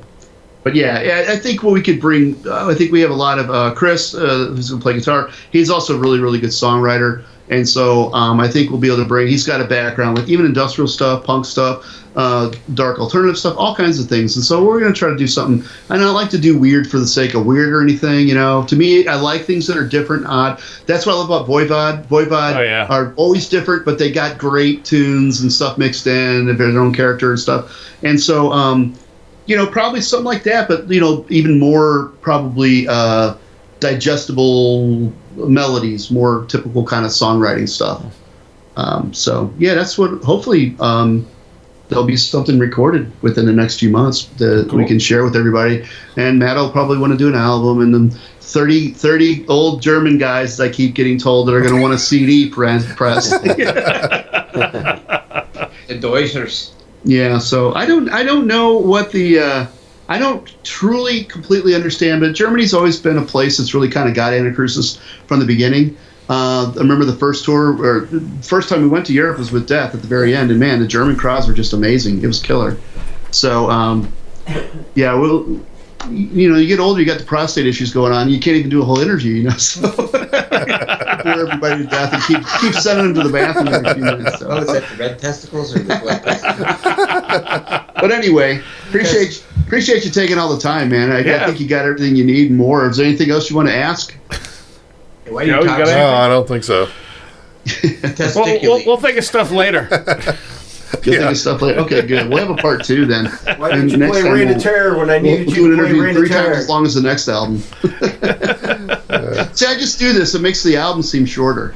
By comparison, Well, thank you for doing this, guys. This was awesome. Yeah, thanks. Appreciate it. Thank you.